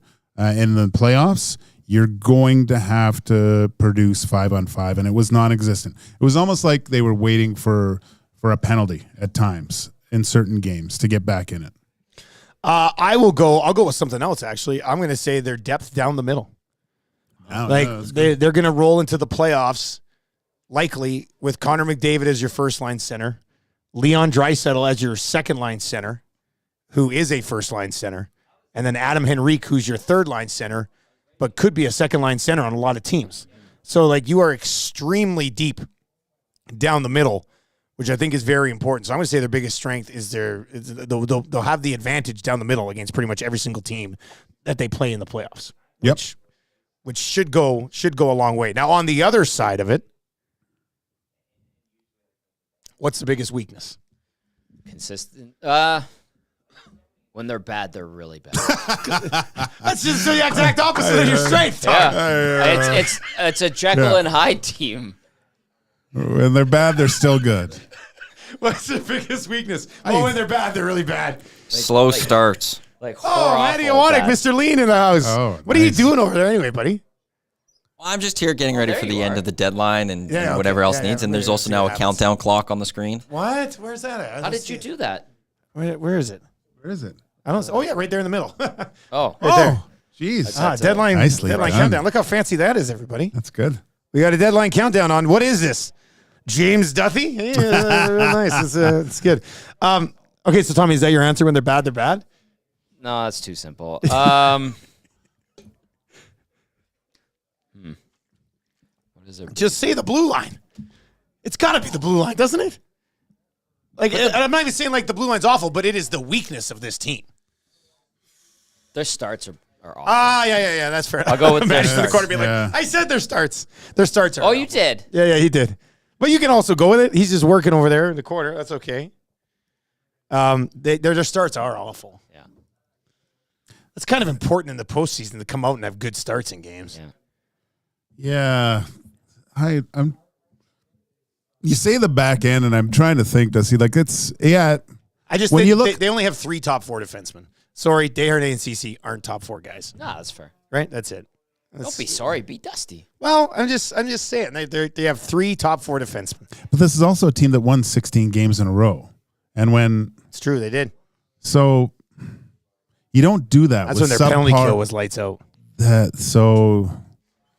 And it's been either, as Tommy, when it's on, it's on. When it's off, it's terrible. So I'm gonna go specialty teams.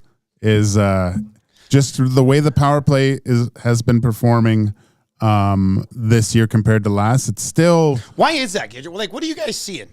What are you seeing? Because last year's power play, greatest of all time. Same personnel, not close to as good. They make it. They're making it way easier on teams to defend. Yeah. I find. There's certain coaches that I had where the power play, it was like we can pass the puck 4 times and then there has to be a shot on net. And what that did was everyone knew the puck was going to the net at a certain point, and we could all they could all converge and know, okay, puck's coming from here. That's where we're trying to get it to. When you have a guy that can beat a goalie standing still from the blue line, I have no idea why you're not setting it up more so for him to shoot the puck because of the chaos it ensues afterwards. Because you have the puck retrieval on the power play is the Oilers are the best at it in the league. Like, and they keep looking for Leon, and it's nice, but it's so EA Sports-ish. Yeah, it is. I try to score the same way on my son all the time. No, that's like totally. Yeah, that's either you're trying to get your guy 50 goals so he wins the Rocket Richard in EA Sports. Like, just let Bush bomb a few off the top.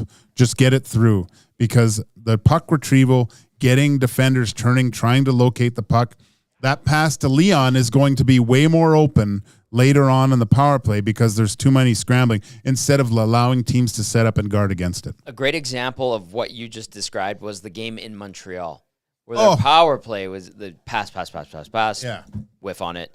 And then they finally just give it to Bouchard, and he bombs. What did he have, 2 goals, I guess? Yeah. And the OT winner, well, there it is. Last night. Yeah. PP1's out there trying to force feed Draisaitl. Kane comes out, takes a shot with Perry parked in front. Yep. Back of the net. I would have these PP1 watching the old when the Washington Capitals won the cup, because they had the threat always with Ovechkin, but then Backstrom would just go to Kuznetsov off the bumper and stuff, and then they'd go to Johansson, John at the Carlson, Carlson. Yeah, that's who I meant. There was, and they had TJ Oshie in like the bumper spot. Yeah, so there was all these secondary options. So everyone played, of course, Ovi. He moved like 2 feet, and then but it would open up everything else. Yeah. So yes, okay, the Draisaitl establish something else. Like Hyman doesn't. I would prefer Hyman bumping out to the top a little bit more, as opposed to just being like a magnet and just being on the far side of the post or in front of the net. Like, there's 3 spots where I'd like Hyman to go. That would make it way more difficult for me, because I know he's standing on the back post. I know if he's just in front of me, that's fine. But if he bumps up, then I got to worry about that bumper play, right? So just a few more options with like establish 2, only 2, because then that'll open up Leon for the pancake flipper, the burger flipper to knock it home. Frozone 112 says Cece's a good second pairing guy. We basically have 2 low end LD1 in Nurse and Ekholm. I just think on a championship caliber blue line, Cece or Desharnais with Kulaks, that's a good third pair. And then just I don't, and like Cass yelled at us for an hour yesterday on 2 guys in goalie. I'm not even sitting here saying like out, and this is why Tanev must have moved before everybody else. Because that was the guy. Yeah. Right. That was how many teams looked at their blue line and said, okay, we want him. We want him. And Dallas said, screw it.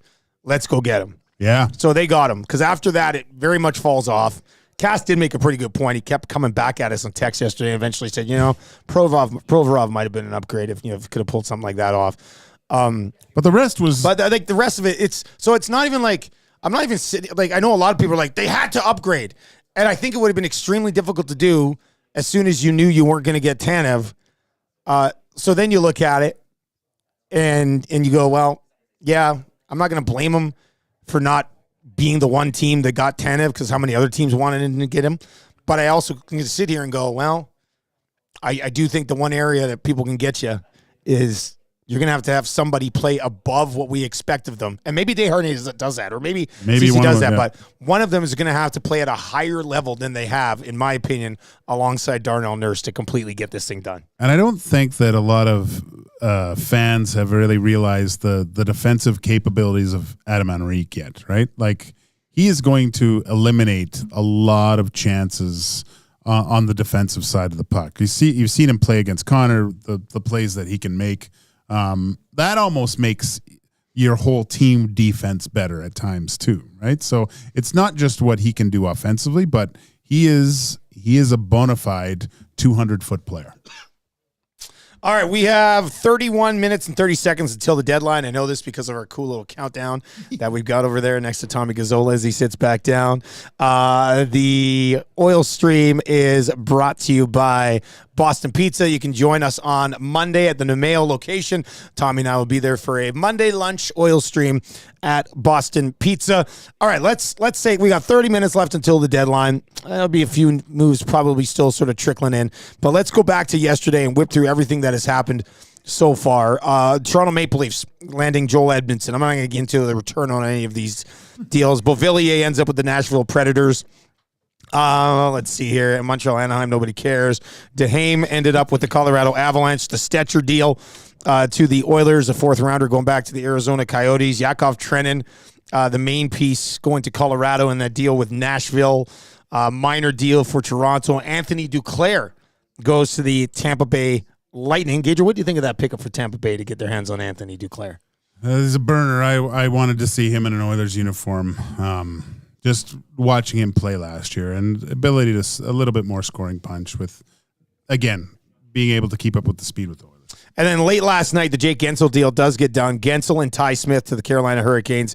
Michael Bunting, Ville Koivunen, Ponomarev, Lucius, conditional second. They listed as a first, but it's a second that only becomes a first if they win it, right? And then a conditional fifth rounder. And then today, so far, Kuznetsov ends up with Carolina. Tyler Toffoli goes to the Winnipeg Jets. Okposo is traded to the Florida Panthers. Ruhwedel ends up on the Rangers from the Penguins. Pat Maroon's a Boston Bruin. Jason Zucker to the Nashville Predators. Klim Kostin to the San Jose Sharks. Got to throw that one in there. Eric Johnson ends up on the Philadelphia Flyers. And Andrew Peeke for Jakub Zaboral. Zaboral was one of the three guys that they had in those back-to-back picks, wasn't it? Yeah, that was the three guys. Oh, was it? Okay. Pasternak? No. Pasternak. No. It was just a sec. I'm gonna bring it up. There's a guy that never played. I don't. Was DeBrusk one of them? In 2015? Yeah. Yeah. Was he one of the three? Yeah. Pretty sure. I know Zaboral was one of them. Was that the year you look at the next? Yeah, Zaboral, DeBrusk, and Senyshyn. And then after that, so it was Zabor. It went actually. Gurionov was traded. Was picked 12th. He was traded today. Gurionov went 12th to Dallas. Then the Bruins had 3 in a row. Zaboral hasn't worked out. DeBrusk has been good. Zach Senyshyn played 16 games. The picks after that. Yeah, this is in order. Matt Barzal. Kyle Connor, Sir Thomas Chabot. Wow. And then Svechnikov, Evgeny Svechnikov. Yep. And then Joel Eriksson Ek went to Mini. Yeah. That's who Edmonton wanted. Colin White went to Ottawa. Samsonov went to Washington. Brock Besser went to Vancouver. Travis Konechny went to the Philadelphia Flyers. So tough to miss on 2 of the 3 with those guys behind you, but they went down on 3 fastballs down the middle. Just whiff. Imagine if they would have gone Barzal, DeBrusk, Connor. My God. Well, Shabbat. It probably. Well, I mean, that would have worked too. Yeah, Shabbat would have been good too. Yeah, I remember. I read a Boston. Somehow the Boston article came up, and I mean, the only guy they hit was DeBrusk. Like it was a piece on Jake, and look at the guys that they could have added. And it's just like, oh my gosh, they would have set themselves up forever. Yeah. A lot of good pillars there. Wow. Yeah. We've been talking a lot about the West. We kind of whipped through the entire thing. We went through all 7 teams and the rosters that they've kind of constructed. Carolina's been the ones moving out east. I don't know what they get out of Kuznetsov. I mean, let's see how it goes. But they also end up getting Jay Gensel. They've already got it. Can you bring up Carolina there, Tom? Yeah. Of course. Let's just take a look at the Hurricanes because the East has been very meh-ish. Last year, it was an arms race. Yeah. Well, and what ended up happening?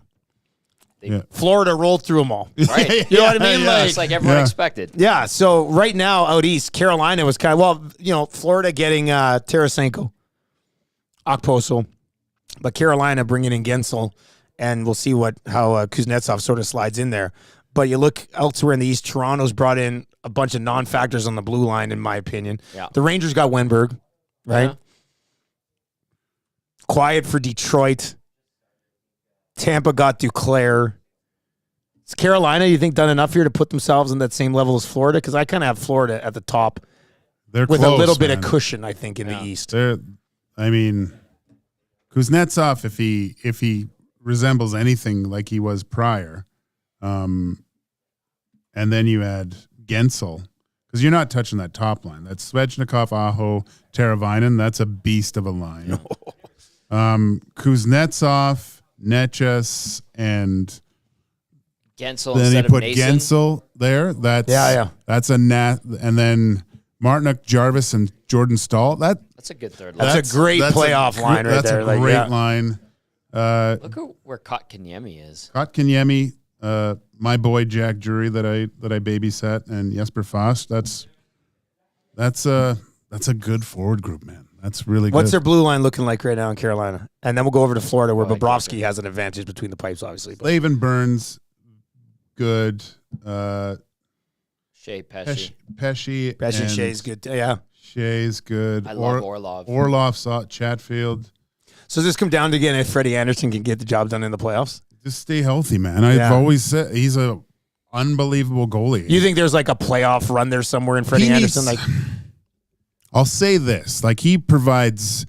I don't think you lose because of Freddie Anderson, but it's one of those things where you need one or two more saves from Freddie Anderson, which he's capable of doing. He has to be in It's always the same. Your goalie has to be in consideration for the Conn Smythe by the end of it. No matter what. No even matter if he what. wins it or not. Yeah, you can't. Oh, you can, but which last year Hill did once he took over. I mean, he was in that conversation. He didn't end up winning it, but he very well could have. Colorado did it, but Kemper. With Kemper, Kemper was the only one that he played great, but you didn't. Probably because of time off too. Like he didn't play the whole series, but you could have said Aiden Hill.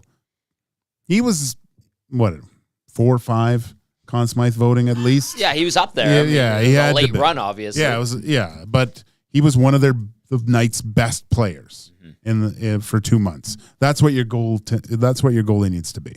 Laurent Brossoit, Jonathan Quick, and Logan Thompson. Then you go to Aiden Hill. Yeah. Wow. Yeah. And credit to him, he's playing great this year. Yeah, he's not a flash in the pan. He's Matty Iwanik's Patrick Waugh. As we determined in Vegas. 780-218-9999. 780-218-9999. Vegas might have the best decor in the league, but that is an Edmonton strength, whether we like it or not. Our offense is our strength. It was too late to change that years ago. So, are the Oilers beyond? They go as far as Connor and Leon carry them in the playoffs? Or is it still does it still in the end just come down to that? Like if Connor McDavid's great in the playoffs and Leon Draisaitl's just okay. I'm just using this as an example. He's been fine.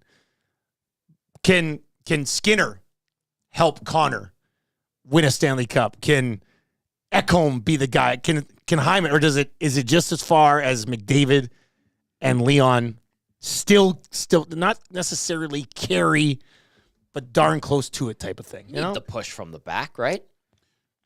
You I hate to say it, but you can't win with just those two against the Vegas Golden Knights. Yeah, like playing at their best. If we go, man, McDavid was just average against Vegas, we're not saying, yeah, but the Oilers won. Right? Those guys have to be. They have to be. They have to be at their best. They have to be at their Which best. nowadays would be with most teams. I mean, simple as that. But you're going to need other players playing at levels of punching above their weight against that Vegas team. They're too deep, man. Look at that lineup. When Buggerlugs gets back there, it's crazy. Stone, Eichel, that's a nasty, that back end, that's crazy. I know. And Hill he's an NHL goalie. They are stacked again. The only thing that I like again in that series is they've played lots of hockey. Where the Oilers, they haven't played as much as the Knights over the past few years. I think if it goes into the deep waters of a 7-game series, you might be able to, especially with that third line now, is lean on them a little bit more and maybe put the seed of doubt of, do you really want to go 2 more rounds? Looks like Matt Dumba is heading to Tampa Bay. Okay. Wow. So there's another veteran defenseman. Oh, who's injured in Tampa? He's got the broken leg, right? Russian Sergachev, yeah. Yeah, Makes sense. Matt Dumba, don't know the return just yet, but it looks like Matt Dumba is going to the Coyotes.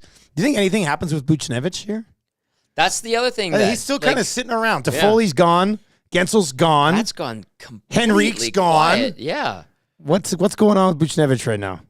Well, why do you want to get rid of him if you're the Blues, though? He's a great Sure, and player. he's under contract next year, too, yeah. Like, are they in the mix? They're still in the mix, aren't they? Nashville's kind of been on that run. Yeah, Nashville's well. St. Louis has got to be a decent little number back now. I don't think it's happening.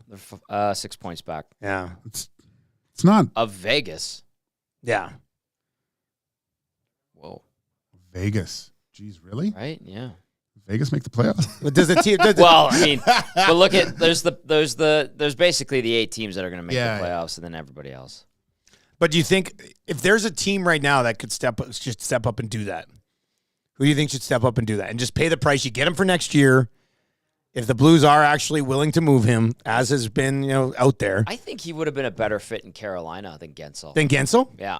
I don't know, people seem to say that Gensel's made for that Carolina forecheck and because he's small and speedy and moves skilled. well. Yeah. Is that not more? Buchnevich would have been. I think Buchnevich bigger and feistier. Yeah. Yeah. I think Buchnevich would have been better for Carolina. Who do you think? Does anybody step in here and do this? I mean, does Vegas still have the room to get this done?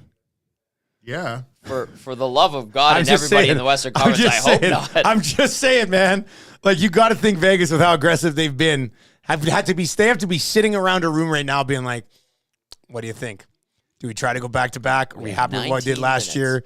What do you have to give? They still got multiple firsts that they can move.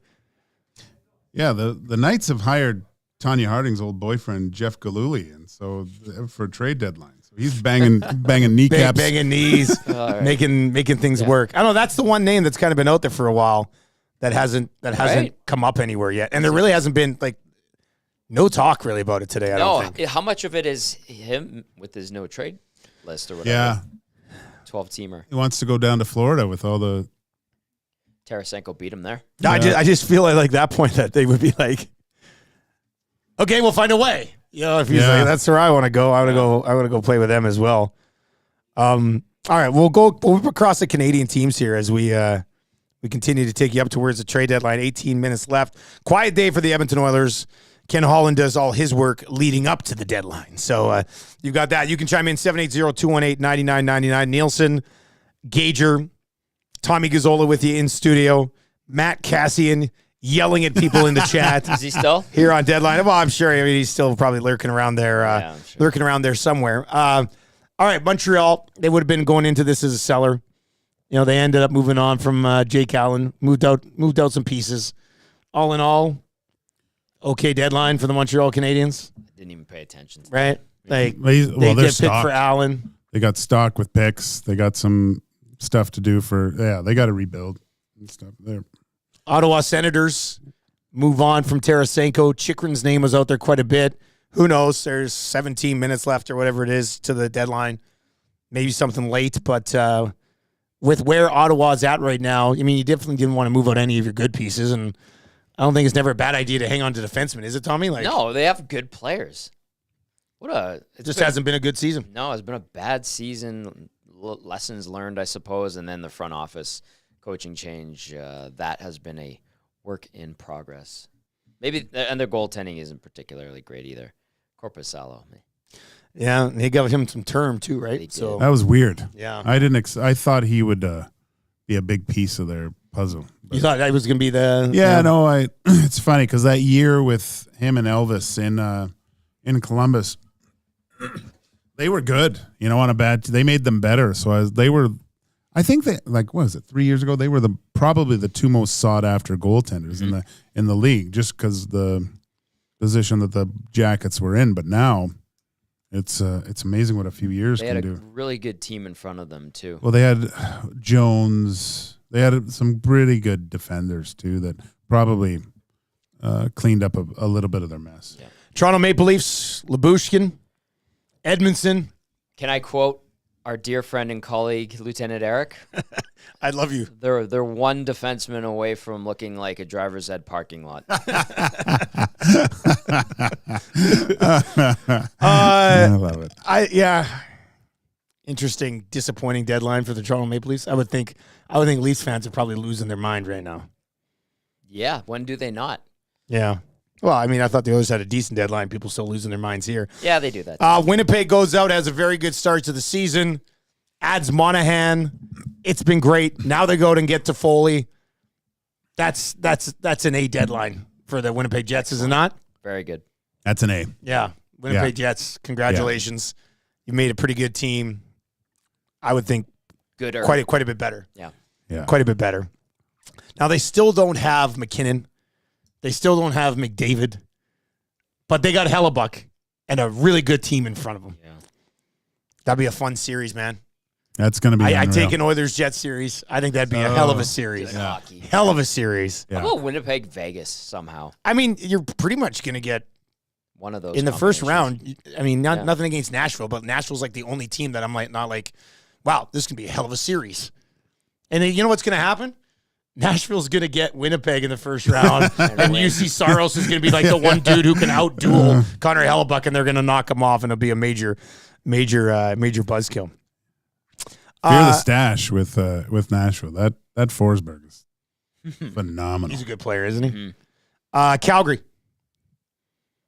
full blown cellar mode. Yeah, still have Markstrom when it's all said and done. I don't know if that means that it wasn't a complete success, but he's gone in the summer, don't you think? Or the seems draft. It seems like a draft day move. Yeah, right, doesn't it? Get some assets at the draft. End the saga. Yeah. No, I think you could probably do something. He'll probably go to New Jersey at that point.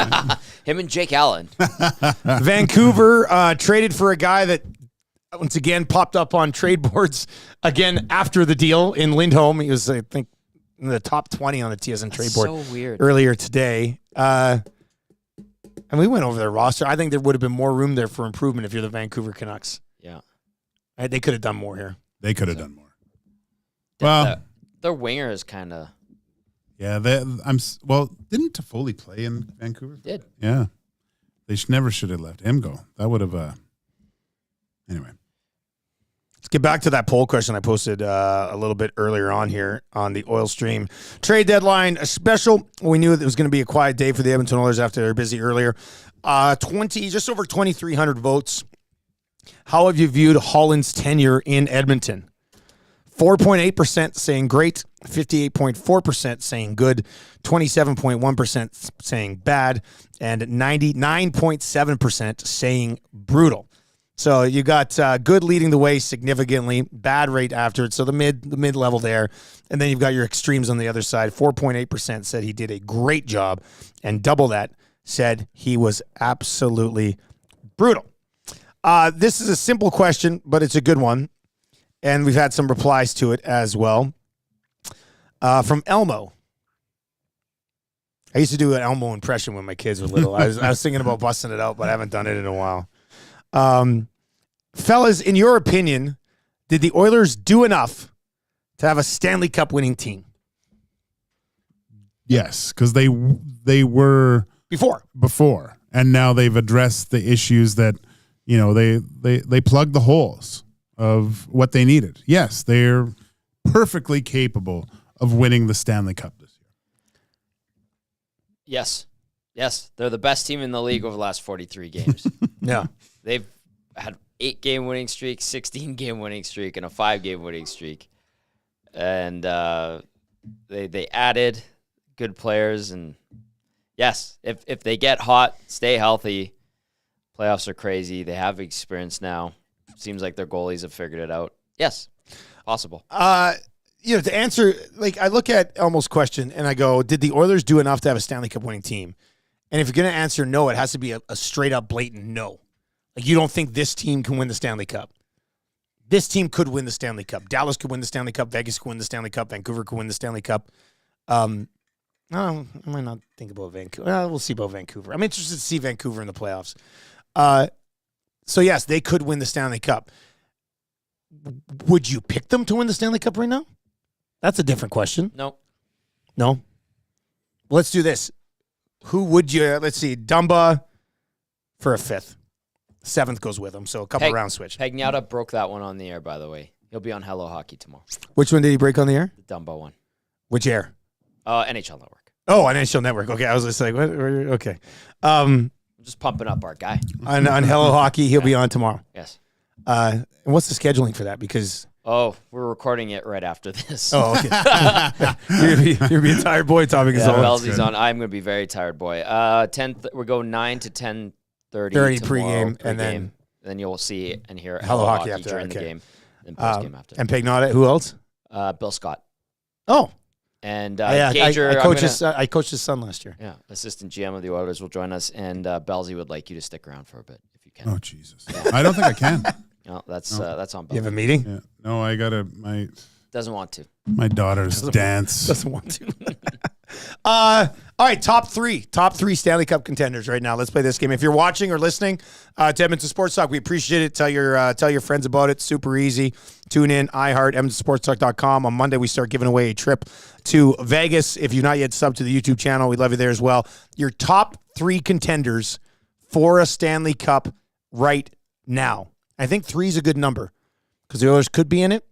They could not be in it if the number's set at 3. I think if you go a little bit deeper to 5, probably putting the Edmonton Oilers into that mix. But the top 3 right now, Gager?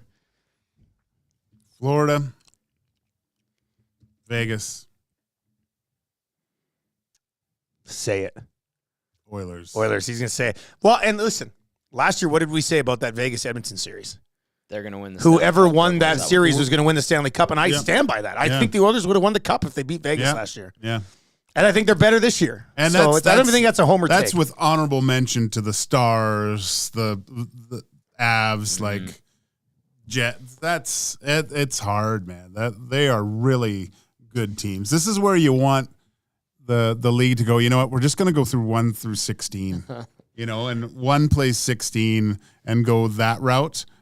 And to really see the true 2 champions meeting at the end. Because unfortunately, that first round, we're going to see a team that probably could have won the Cup out. Yeah, that's fair. Totally fair. I'm just looking at like the standings right now in the divisions. Yeah. I'm looking at the Atlantic, and you look at Boston, and we talked about it after the Oilers won in OT in what was a pretty exciting, low-scoring game. Boston's been to overtime 23 times this year, and their loser point totals are through the roof, 15 of them. And you look at Toronto, and I don't think anybody's picking Toronto. So really, like Gager said, Florida out of the Atlantic and maybe even out of the East is the team. Florida would be Florida. I think the Cup. I think the Cup comes to the West this year. I almost want to take 3 teams from the West, but you're going with Florida, Tommy? I'll go with Florida in my top 3. Because I look at the Metro division and I go, Carolina, I don't know. They're a bit of an enigma. Yeah. Can't trust the goaltender. Rangers have been You can trust Bobrovsky. Yeah. Right? Yeah. That's the difference. Philly, nobody seems to have faith in, and they're kind of in that 3 spot in the Metro. And it's like, oh, really? It's okay. Crazy. Detroit's having a nice season. Tampa, I think people are starting to let go of the hopes of them being a Cup contender. So I would point to Winnipeg as my second one. And I'm going to go with Vegas. I said You're it yesterday. still going to take Vegas ahead of the Oilers, eh? Yeah, I think the Oilers are like 4 or 5. And playoffs, things change, injuries happen, guys get into grooves. Got to be healthy, man. Edmonton is more than capable. They are more than capable. But if you're going top 3, and I'm kind of doing the reverse psychology thing here too. If you pick them, it's like, that's bad juju. So that blue line's gonna be tough to get through. Somebody's got to do it. I do think the others are significantly better than Vegas's forward group.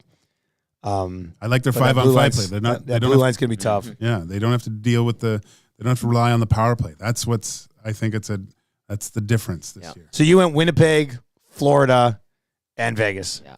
And Gager, you went Florida, Edmonton. Well, Edmonton third, and Vegas. You went Vegas too. Yeah. Okay. I'm not going Vegas. Fishpea says Vegas is not good. WTF? Who's saying Vegas is not good? Well, Vegas had a great start to the year, but they've been like a 500 team for 3 months. Yeah. You know what I mean? Like they haven't been good for 3 months. You're going to show me your work? I love this. I love when you show work. Show me your work. I'm going to show you my work. So we went over the roster, and it is deep, right? Yeah. This team's in a rut, but they know how to win. And I guarantee you, Glenn Anderson told me this. I asked him about the 88 team. He goes, that was our best Stanley Cup team. I'm like, what?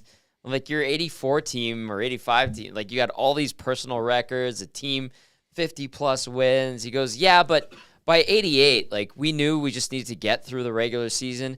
Once the playoffs started, they were perfect at home, and they only lost, I think, like 3 or 4 games that entire postseason. Swept the Bruins in 5 because the lights went out. That's Boston right. Garden. And he's like, we just knew how to win. We knew how to win, and there was a few doubters. I think Vegas is kind of in that same realm right now. They're gonna go in the last 15 games. They're gonna crank it up because they know how, and then they're gonna be a beast in the playoffs. That's my work. I'm showing it to you.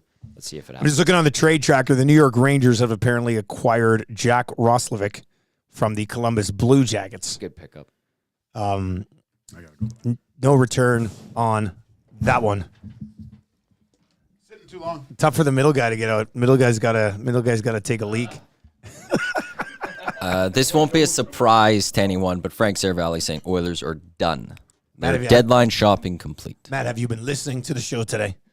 We said the Oilers were done. I know, but now it's like that's just being thrown out there. Frank said it. I'm just throwing that out there. Frank said it. There's still 5 minutes till the deadline. Things could have changed.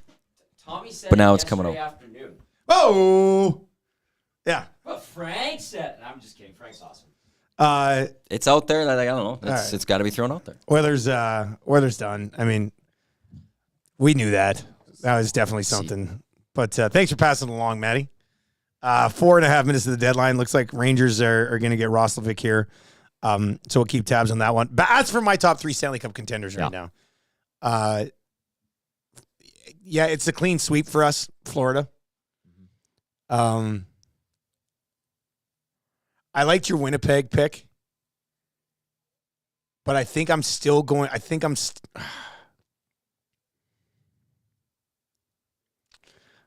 really do want to take Winnipeg, but I don't want to have the same. I'm gonna go with the Colorado Avalanche.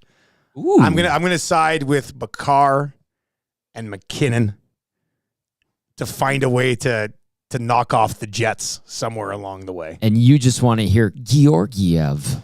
No, I don't. Thousands technically. of times. And then I'm going to put the Edmonton Oilers in there. Oh, okay. I am going to put the Edmonton Oilers in there. You said it yourself. I'm surprised you didn't put the Edmonton Oilers in there because they have been the best I have my team. reasons. What is this? The best 42 stretch in franchise 43. history? Yeah. Was it the best 43 game stretch in franchise history? And I know you're nervous about CeCe or Desharnais or Stetcher having to play with Darnell Nurse in the playoffs, but I am going to put the Edmonton Oilers into the mix with Florida. I do like Winnipeg, but I'll go Colorado just to mix it up a little bit here. And I mean, they've done it. They've got Makar, they've got McKinnon, they've got Rantanen. What do you got there, Matty? Apparently, as per Bob McKenzie, Chris Johnston tweeting this, Vegas is working on a Thomas Hurdle deal with San Jose. Oh, no. This is Chris Johnston just tweeting this saying, per Bob McKenzie, the Bob father coming out saying Vegas working on a Thomas Hurdle deal with San Jose. They've got less than 2.5 minutes to get onto that queue. Are you kidding me? Bob McKenzie drops the bomb. Like, you've got Dregs and Johnson and LeBrun and Friedman and Frank and everybody, And Bob McKenzie just goes, "Oh, is it almost deadline time? Golden Knights are in on Hurdle." My gosh. He comes off the lake That's why he's a stud. and, just finished the last Bobby Margarita. Yep. And comes in says- and drops that Oppenheimer. Gather That is round, Oppenheimer. children. Holy smokes. If that happens, that's not Well, good. we're not going anywhere until we get the details on this thing. By the way, Colin Miller to the Winnipeg Jets as well. Okay. So the Winnipeg Jets, that's from Darren Dreger. Colin Miller is moving back to the Jets. Daniel Nugent-Bowman quickly on the Oilers and Stetcher. Newly acquired Oiler Troy Stetcher wasn't at practice in Buffalo this afternoon. He's scheduled to arrive in the city this evening. Knobloch said it's very much a wait and see regarding when Stetcher will make his Oilers debut. He likes his sixth defenseman. So, yeah. We got Vegas. Ah. Oh, my God. Vegas acquiring Thomas Hurdle. Of course. Sure. Why not? Why not? Why not? Vegas is that gif of the little girl standing there. Well, there's a fire in behind on the swing, and she just like got this sly look. Yeah. That's the Vegas Golden Knights. Oh boy. Brilliant. Calvin C is in and says, "That's a wrap, boys, on the Oilers Cup dreams." Oh, man. Oh, it's getting confirmed now. Yeah. Yeah. Do they give up anything? Like Well, they have to. I mean, you don't get a roster Yeah. player? you don't get Thomas Hurdle for nothing. Yeah. I mean, how do they? I don't even want to say the words. How do they fit him in? Like, I told you. Tanya Harding's old boyfriend's banging kneecaps right now. Their doctor. He's like, Hello, yeah. everybody. Everyone's Nick. injured. The B is for bargain. Dr. Nick this is- Riviera is This has got to be a haul. Like, if this comes back as like a first, what the Oilers gave up for Henrique, people are going to lose their mind. oh my Yeah, God. It's got to be big. Look at what happened with Gensel. Oh, the horn. Oh, the horn. Oh, trade the Maddie. Bring the horn over here. Was it by your mic? It didn't come through very good. Put it on your mic there. Yeah. Ladies and gentlemen, the trade deadline. Oh, that horn sucks. You broke it. Let's make a note for next year. Better horn. There it is. Oh my God. I like it. All right, trade deadline has come and gone, which means Vegas starts to make their moves now that the rest of the league has been like, I think we're good. I think we are good. All right, so what's the return on this deal? By the way, he is on the IR right now. They might make another move. How about McJesus with this in the nasty chat? This just in. Guy making exactly the same amount as Hurdle had a season-ending injury in practice. Does he actually make the exact same amount? No, he's. I wouldn't be he's surprised if joking. he did. Yeah. All right, so a bomb right at the end of the deadline as the Rangers add Jack Roslovic from the Columbus Blue Jackets. And then the wow. I love the Matthew says the trade deadline for 31 teams is over. Vegas Golden Knights trade deadline still ticking for 5 minutes. Somebody sent in, I think yesterday, I don't know if it was a tweet or it was a text to us, but they like listed all the favorable situations Vegas has had since they've come into the league. And it was kind of like, oh, yeah. Wow.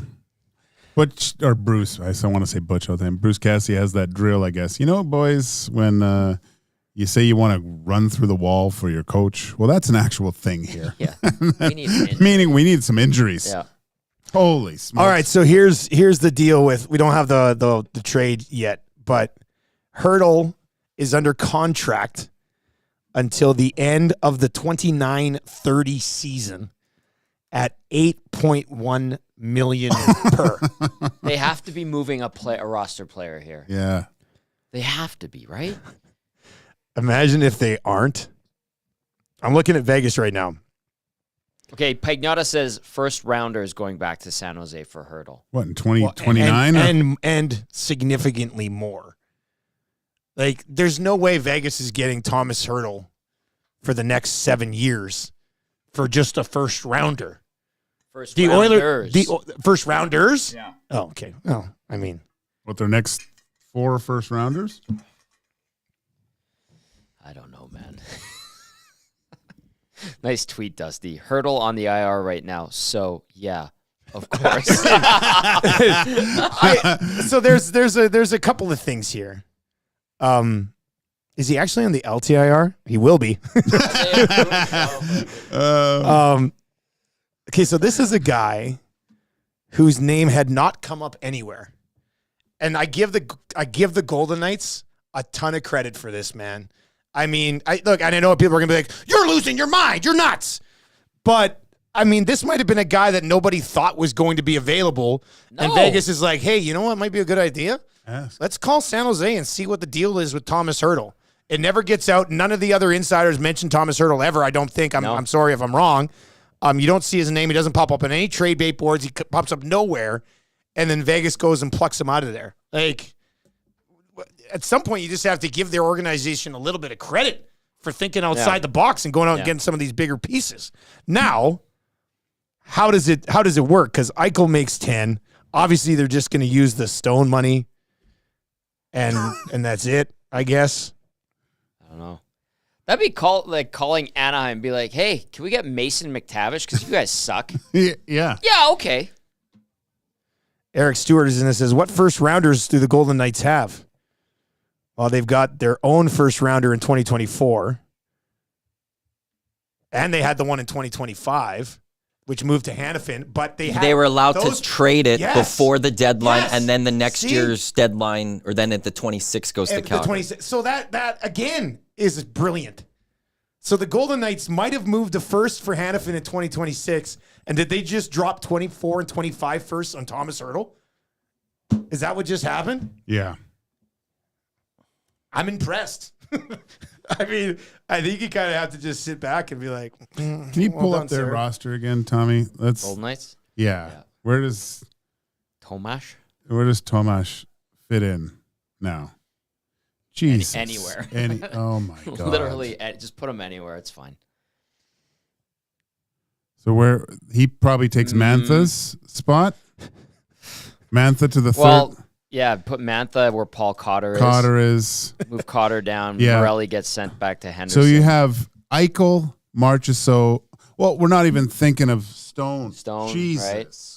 So if Stone plays in the playoffs this year, the National Hockey League is going to burn from a fan base perspective. This is an EA Sports GM mode team. Yeah. This yeah, is they've what turned it off. Become. Yeah. They've turned it off. Yeah. Because you could have. Well, who played? Like, where did Stone fit in? Where was Stone? Wasn't he top line center or second line center? So it was Stone, Marchessault, Barbashev. Then you had Eichel, Stevenson, and wasn't it the guy in Pittsburgh now? Riley Smith was Riley there forever, Smith. yeah. Now you have Carlson, Hertl, and Stevenson. Oh my God. JCD 780 says, guys, Oilers deadline now down to a C-. Oh, it is. Look, it is tough because you look at now Oilers fans are going to look at it. I get where you're coming from. I mean, in a vacuum, it doesn't necessarily change what they did and whether you liked it or not. Yeah. But when Vegas brings in Hannafin and Thomas Hertl and Ken Holland delivers Carrick and Stetcher and Henrique, obviously. And Henry, it's a tough look. But it's also a tough look for the rest of the West. Like, it's not even like, oh, man. They did it again. They did it again. Yeah. They Britney Spears this thing every year. Yep. Brilliant. Well, that's the thing. Your reaction to 780-218-9999. 780-218-9999. Herb's hoses and it says, someone tell Cassian that be a GM mode does work for actual NHL GMs. Well, getting a call from the doctor. My wife probably booked me a doctor's appointment. They're like, oh, we're just confirming. It's just like, what are you talking about? Oh, no. See, but this is Gager. This is what I was talking about. Two guys in the goal yesterday when we were talking about defensemen, and I was just like, go get somebody that nobody thinks is available. Yeah. Go get somebody, right? And find a way to make it work. And that's exactly what Vegas just did with Thomas Hurdle. We said Vegas has rewritten the script of trade deadline. They could care less about picks. Their cupboards are so bare. They look like mine after paying for my daughter's dance. There's nothing to eat in my house. And your son can't eat for 3 yeah, weeks. he stares at me looking, Dad, can we eat? And I go, no, your daughter's got dance. He stares at me and says, can we eat? I'm the rest of the league, and my daughter's the Vegas Golden Knights, basically. But no, that's what you have. Like, all these GMs are probably, kicking themselves right now, going, how did they just do this? When is Hurdle healthy again? Okay, hang on. I was just going to ask that. Pagnotta tweets out, Hurdle had to waive his no movement clause to go to Vegas. He has 6 more years left on his contract. He's injured right now, but as I mentioned on at NHL Network, he will be ready for the playoffs. Okay, so he's... Oh, man. So he will be ready. So do they LTIR? And that came out 3 days ago. It says an article from San Jose said that it was possible he could return before the end of the Shark season on April 18th. Loose cartilage in his left knee. That's what he was working on. How loose? Yeah. So I like who can't? Everybody probably has a little bit of loose cartilage in their left knee. Hello, everybody. Dr. Nick. You know that meme But this was done 3 days ago. Like, this was announced 3 days ago. And then he could That's return probably when before the end Vegas of the was season. like, let's get him. Yeah. But I mean, if you're trading for this guy and put him on the LTIR, and then just throw him in the playoff roster, other teams should have done the exact same thing. Hired gun. You should have done the exact same thing.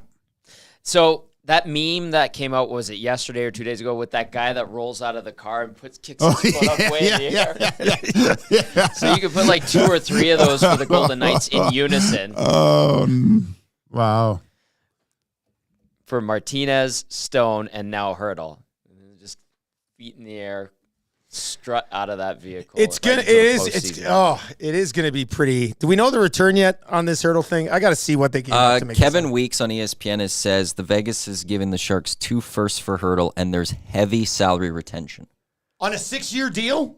This is what Kevin Weeks is apparently saying on ESPN. Does Hurdle suck now, or is he just a product of like Vegas San Jose? gave Sharks 2 firsts, and there's heavy salary retention, so we'll have to wait and see. Well, that Sharks team sucks, so I don't know. He doesn't, but he doesn't have to be the best player. He can just be a really, really good, big, huge check that can score and dominate a game. I mean, 34 points in 48 games on an awful team. But with loose cartilage in his knee.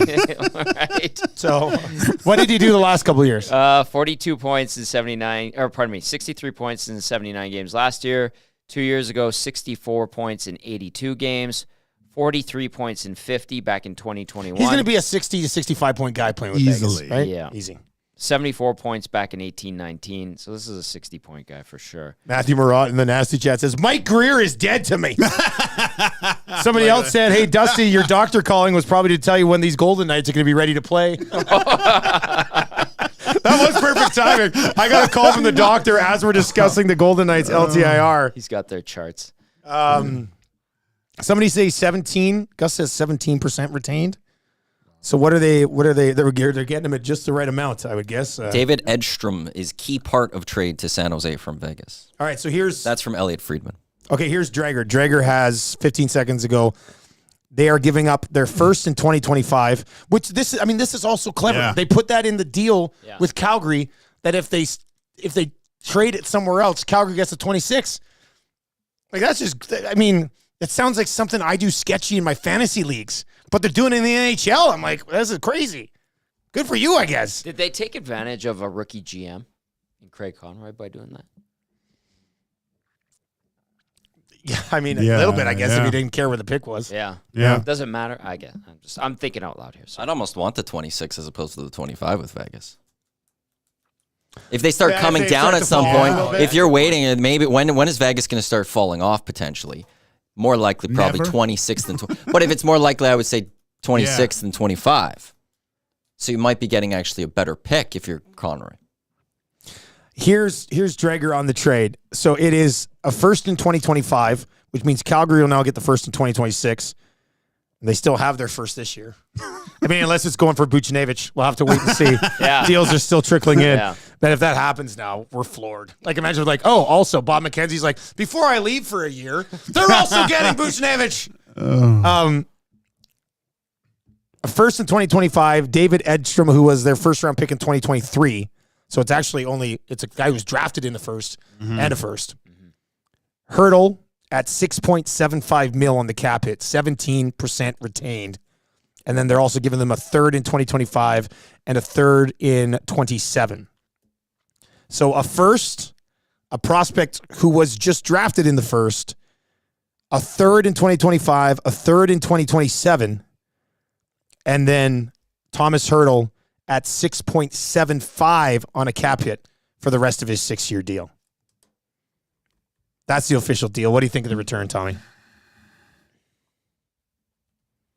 Well, Mike Greer's job so far with the Sharks has not been great, but he's taken this thing down to the studs. Yeah. Well, he's obviously looking at Hurdle and going, as our team for the next 6 years, they don't want to pay Thomas Hurdle $8 million a year. They'll take the futures and go from there, right? Yeah. So I think he went into this job, what was it, a year ago plus, knowing he had to go through some painful maneuvers, and he's done that.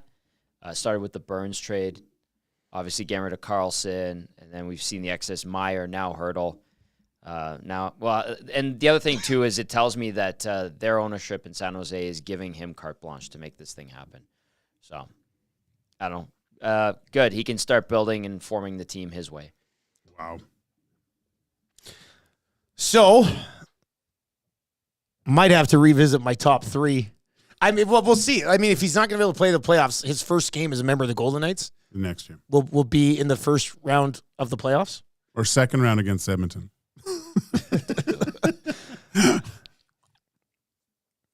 Somebody in the nasty chat was like, please miss the playoffs. Like St. Louis, go on a run. Yeah. Go on a run. Where are they? It's like 2-7-1 in their last 10. Yeah. They've not been playing well. Straight. No.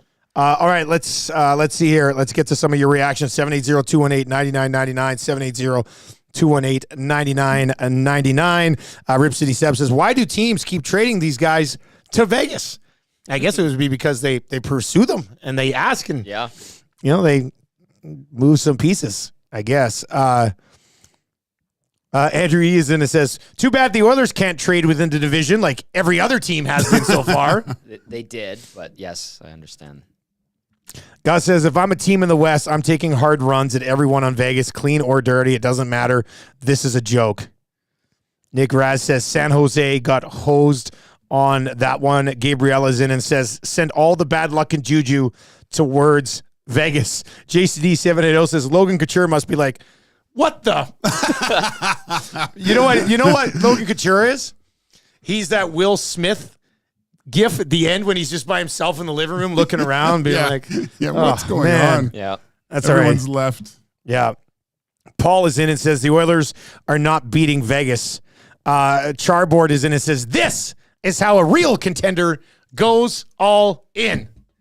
And, I mean, Vegas went more all in than the Edmonton Oilers did. Let's see how it plays out in the playoffs. Now, when we were in Vegas, after that game, we had the conversation sitting in Maddie's hotel room. We had the conversation. And at the time I said, even though they had lost that game the night before and the streak ended, I did like the Oilers' chances of beating Vegas in the playoffs. Let's see how it goes at the deadline was the conversation. Yeah. Not as overly confident in that now, but we still have to figure out who's actually going to be healthy for the Golden Knights come playoff time.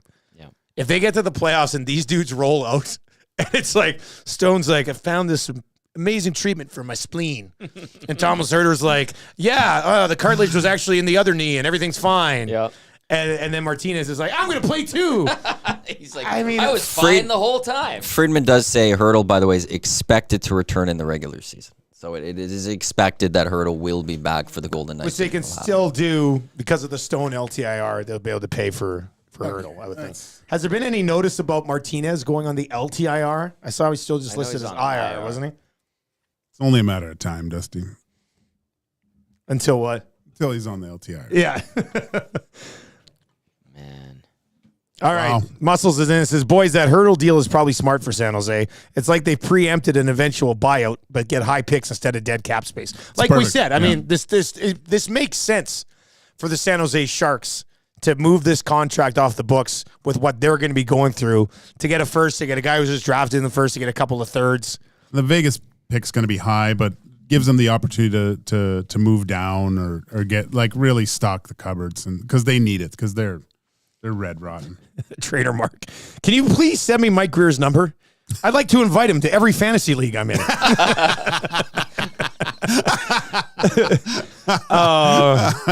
This one's in and says, guys, why do teams in the Pacific want to help Vegas with trades but won't trade with the Oilers? Do they hate the McDavid draft lottery that much? The Oilers are not everybody's favorite. Yeah, that's for sure.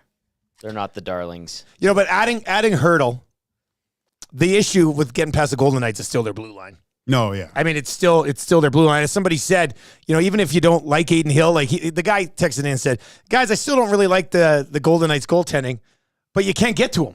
Yeah. Right? You know what I mean? Like, they blocked so many shots. Martinez, Pietrangelo, and I think it was White Cloud last year. They were everything. 3 of the top 6. 1, 2, and I think 6. Oilers should have won that game in Vegas. They lost that game, right? And Yeah. there was year. some. they were the better team in that game. They but controlled the who, play a I lot. forget who was. I think it was McLeod at the wide open net, and Vegas night Martinez got his stick on dove it, right? with his got his shaft on it. It was. McJesus, I like this. This is a positive vibe here. This is a positive vibe. After the move, the Oilers still have the best 2 players in a series against Vegas.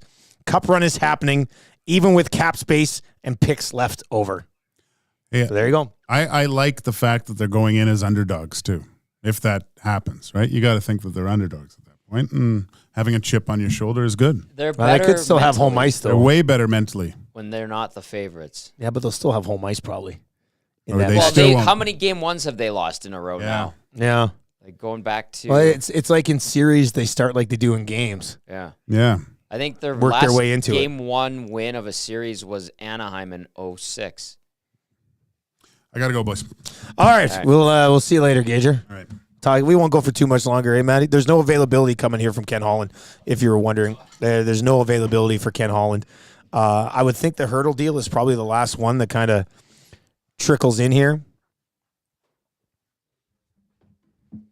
Dr. Garby says, Dusty, are you going to pull a Celtic pride and hide Aiden Hill? It'd be great. Vegas, there's a thing. Vegas rolls in for game 1, and we kidnap Aiden Hill and hide him in the whale and the wolf closet until the series is over. Until the series is over. Why not?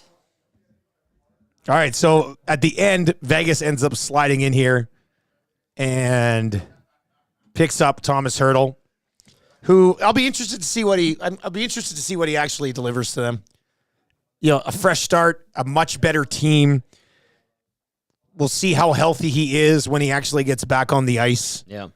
But a big pickup nonetheless for Vegas right at the tail end here of the deadline. Guy who likes golf is in and says, I've never wanted a team to miss the playoffs more. I feel gross cheering for Calgary down the stretch. Amish Man 19 says, you guys haven't even brought up Toronto's amazing addition of Connor Dewar. Oh, Yeah, that's a good point.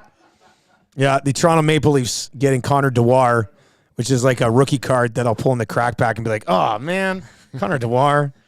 Anyway, he's Isn't going it from Dewar? Minnesota. Is it Dewar? I think I mean, so. I really I don't don't care either way. irrelevant.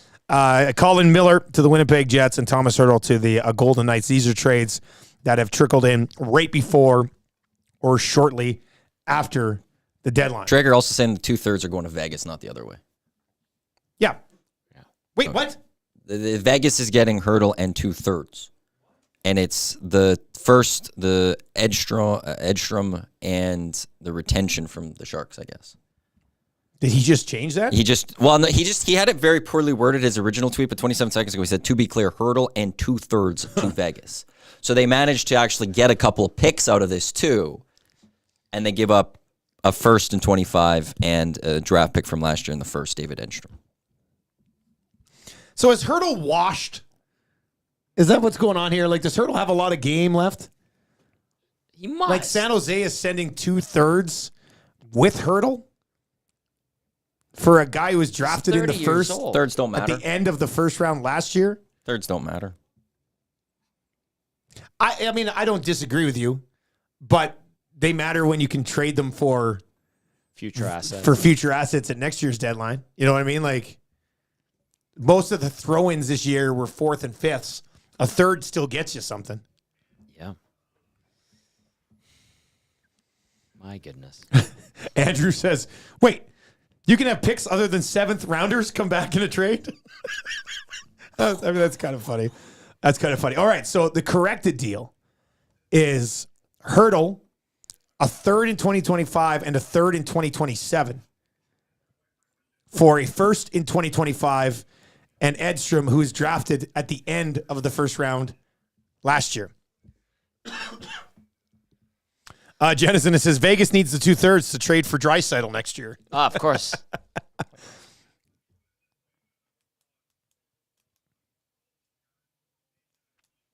All right, so keep these rolling in. All right, well, Edmonton Oilers then, Tommy. They do leave cap space on the table at the deadline. Now they'll be able to call somebody up, Yeah. right? So, Or do you keep that for next year And use it. for some of the Connor Browns?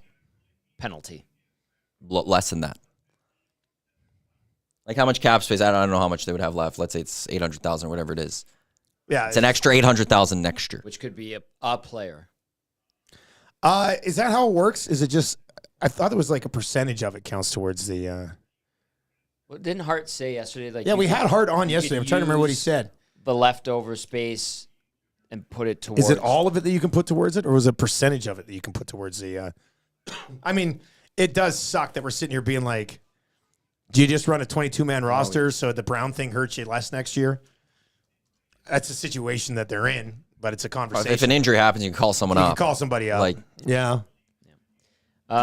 Road Dog Trevor reminded me they went up 2-0 on Anaheim in 17. My bad, I forgot about that. Yeah, I took the heat for that one because we were at Cook County that night. Oh. We were there. We were having a great time. They went up 2-0, and I said, "That's it. Series over. Oilers got it." And got it. that one, that was one of the tweets that didn't really age well. Yeah. See here, Fraud Chicken. This is what I was thinking. Only 25,000 can be used for the Connor Brown bonus if they do nothing else. Ooh. So I mean, to me, I think you'd rather have a player up here, have a Dylan Holloway up around the team or whatever, and yeah. So the Oilers are better. They were the best team in the league since they turned it around. Vegas is on a 4-game slide. But Vegas they've has just been sliding. juiced up their lineup. But just used and their schedule's not that bad. Vegas' schedule? Yeah.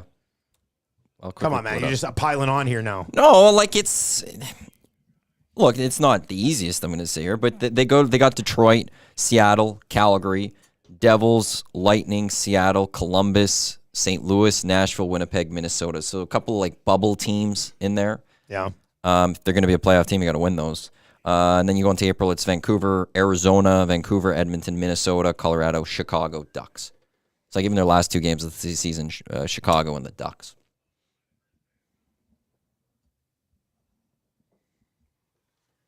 So do they get back up? Is this an Edmonton Vegas first round series? I say no. After today, is that what we're looking at? You don't think so? I think the Kings like because there are some losses they're there. throwing Hannafin in. They're throwing Hannafin into Yeah. this back end, right? I know Hurdle's not going to be ready right away or whatever, or whenever they need him. But they're adding Hannafin to the back end. Eichel is now back, and I would assume kind of ramps things up a little bit. You don't get Hurdle for a while, I know, but right? I could see LA keeping that one spot. They're 2 That- points that- off that of the spot. game in hand. yeah, what is it? They've right got now? the Give me Ducks a few times. They've got the Blackhawks in there. They've got the Sharks. I also don't think it's crazy. They've got the Blackhawks a few Oilers times. track down the Canucks too. The Kings. What's that? Give us the standings right now, Tommy. You got those up? Give me. Kings where play do the you wanna Blackhawks start? 3 times. Who does? The Kings. Yeah. Yeah. There's points for them to be had. Okay, where do you want me to start? Like just The go- top of the standings, Okay. and then go down. In the Pacific? Yeah, the Pacific. All Yeah, right, so here it is. Vancouver had 89 points through 65 games. Okay, so 65, 89. 4-5-1 in their last 10. They've rattled off 3 straight wins. Edmonton, second in the division at 78 points through 61 games. So 11 points back, 4 games in hand. Yes. One they game play left against Vancouver each once. Yeah. Edmonton's 6-3-1 in its last 10. Blew it yesterday, obviously. LA at 75 points through 62 games. 6-3-1 in their last 10. You've got Nashville in the first wild card spot with a 9-0-1 run in their last 10 through 64 games. Vegas comfortably in the final wild card spot at 73 points through 63 games. 2-7-1 in the last 10. Dropped 4 straight in regulation. Yeah. 19 games left. I still think Vegas ends up getting the 3rd spot. So do I. And the Oilers, I guess it comes down to whether or not the Canucks, what do the Canucks do down the stretch here? Because I do think the Oilers are going to finish the season strong. It's just a matter of what the Canucks do down the stretch. And they did not sign Phil Kessel. Phil Kessel didn't get signed, eh? No. Damn it. War Pig. War Pig. Man. Missed out on the deadline. I'm not sold on the Canucks for the playoffs.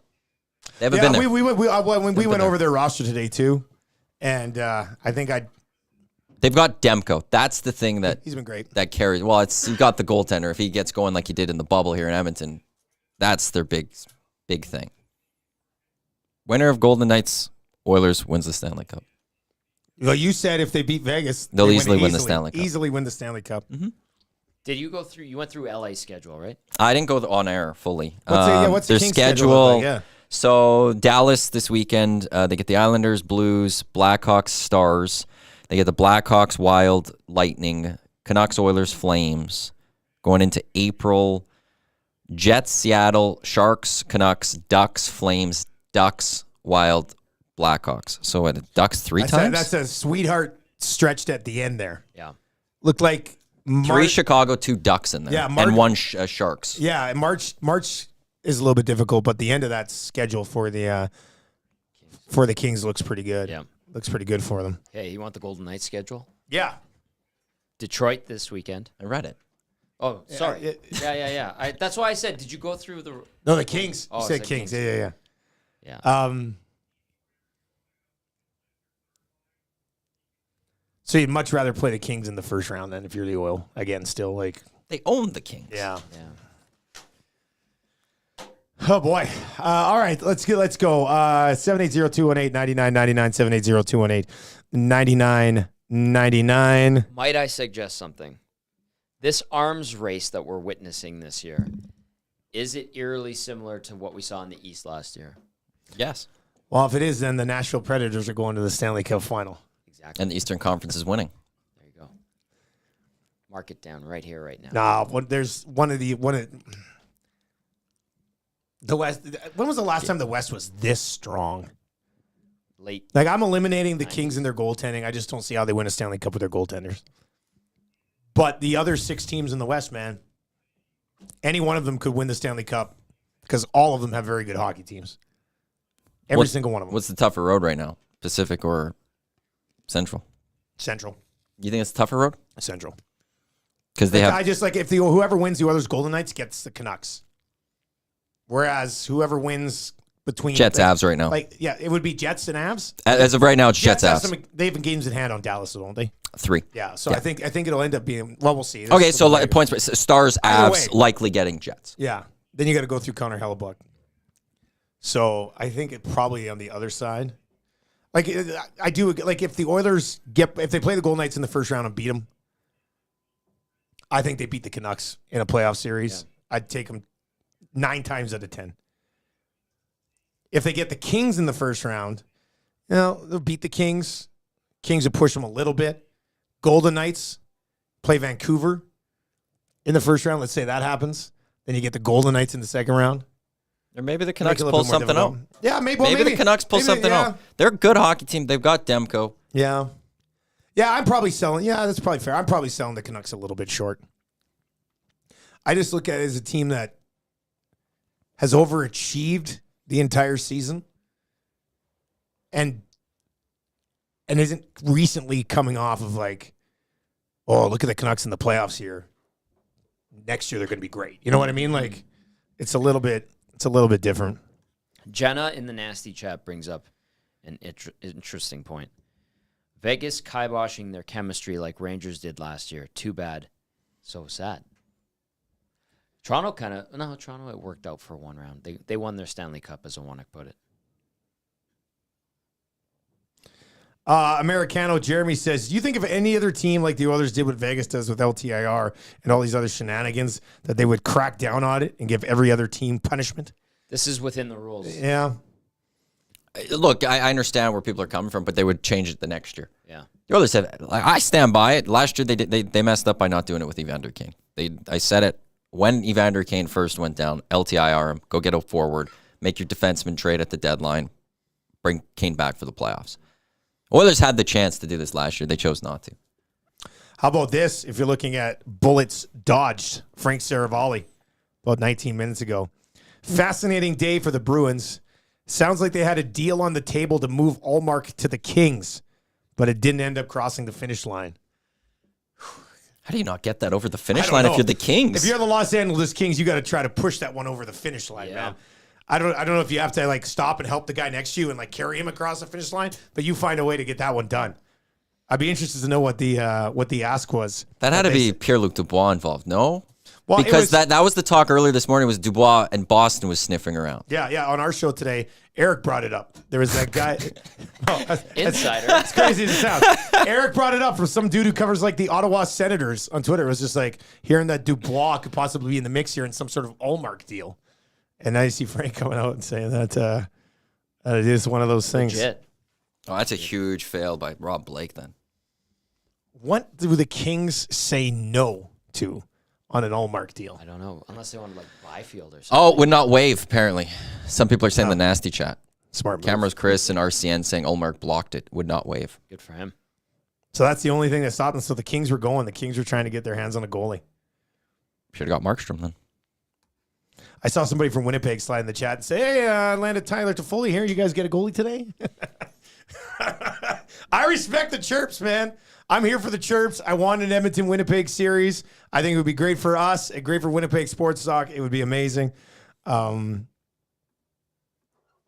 is in and says, apparently, where are you guys seeing this? I'm looking on Twitter. I can't see it. Apparently, he blocked L.A., Colorado, and Detroit. So he just wants to stay in Boston. Interesting. Colorado would be an interesting pickup. Detroit coming out of the blue there. That's interesting, too.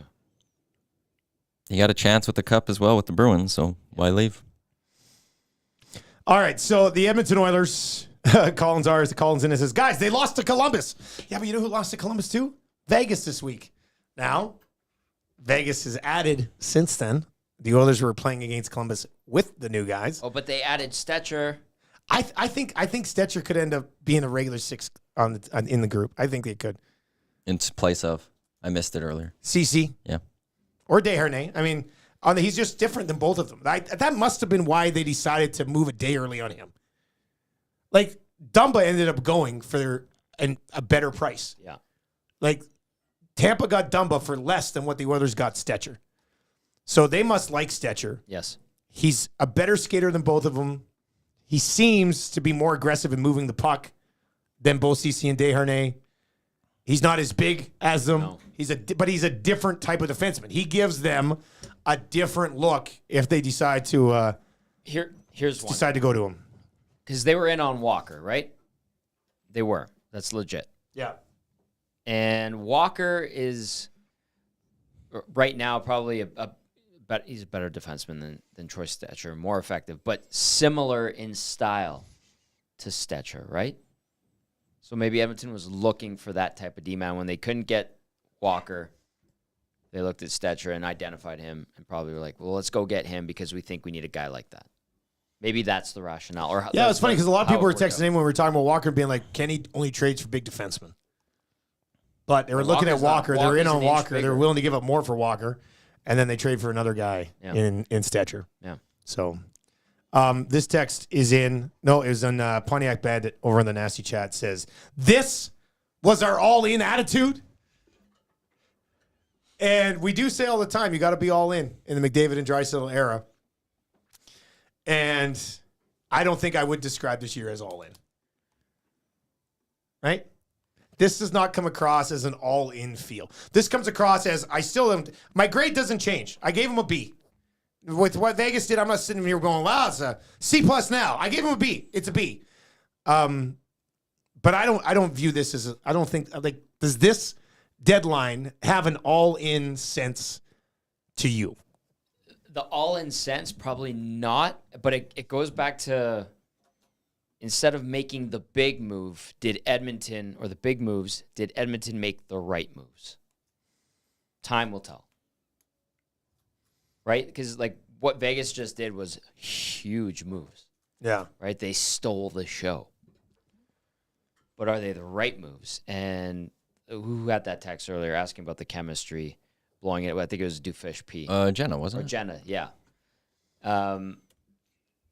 It wows us. We're floored by it. I think everybody in the hockey world right now is just like, oh my goodness.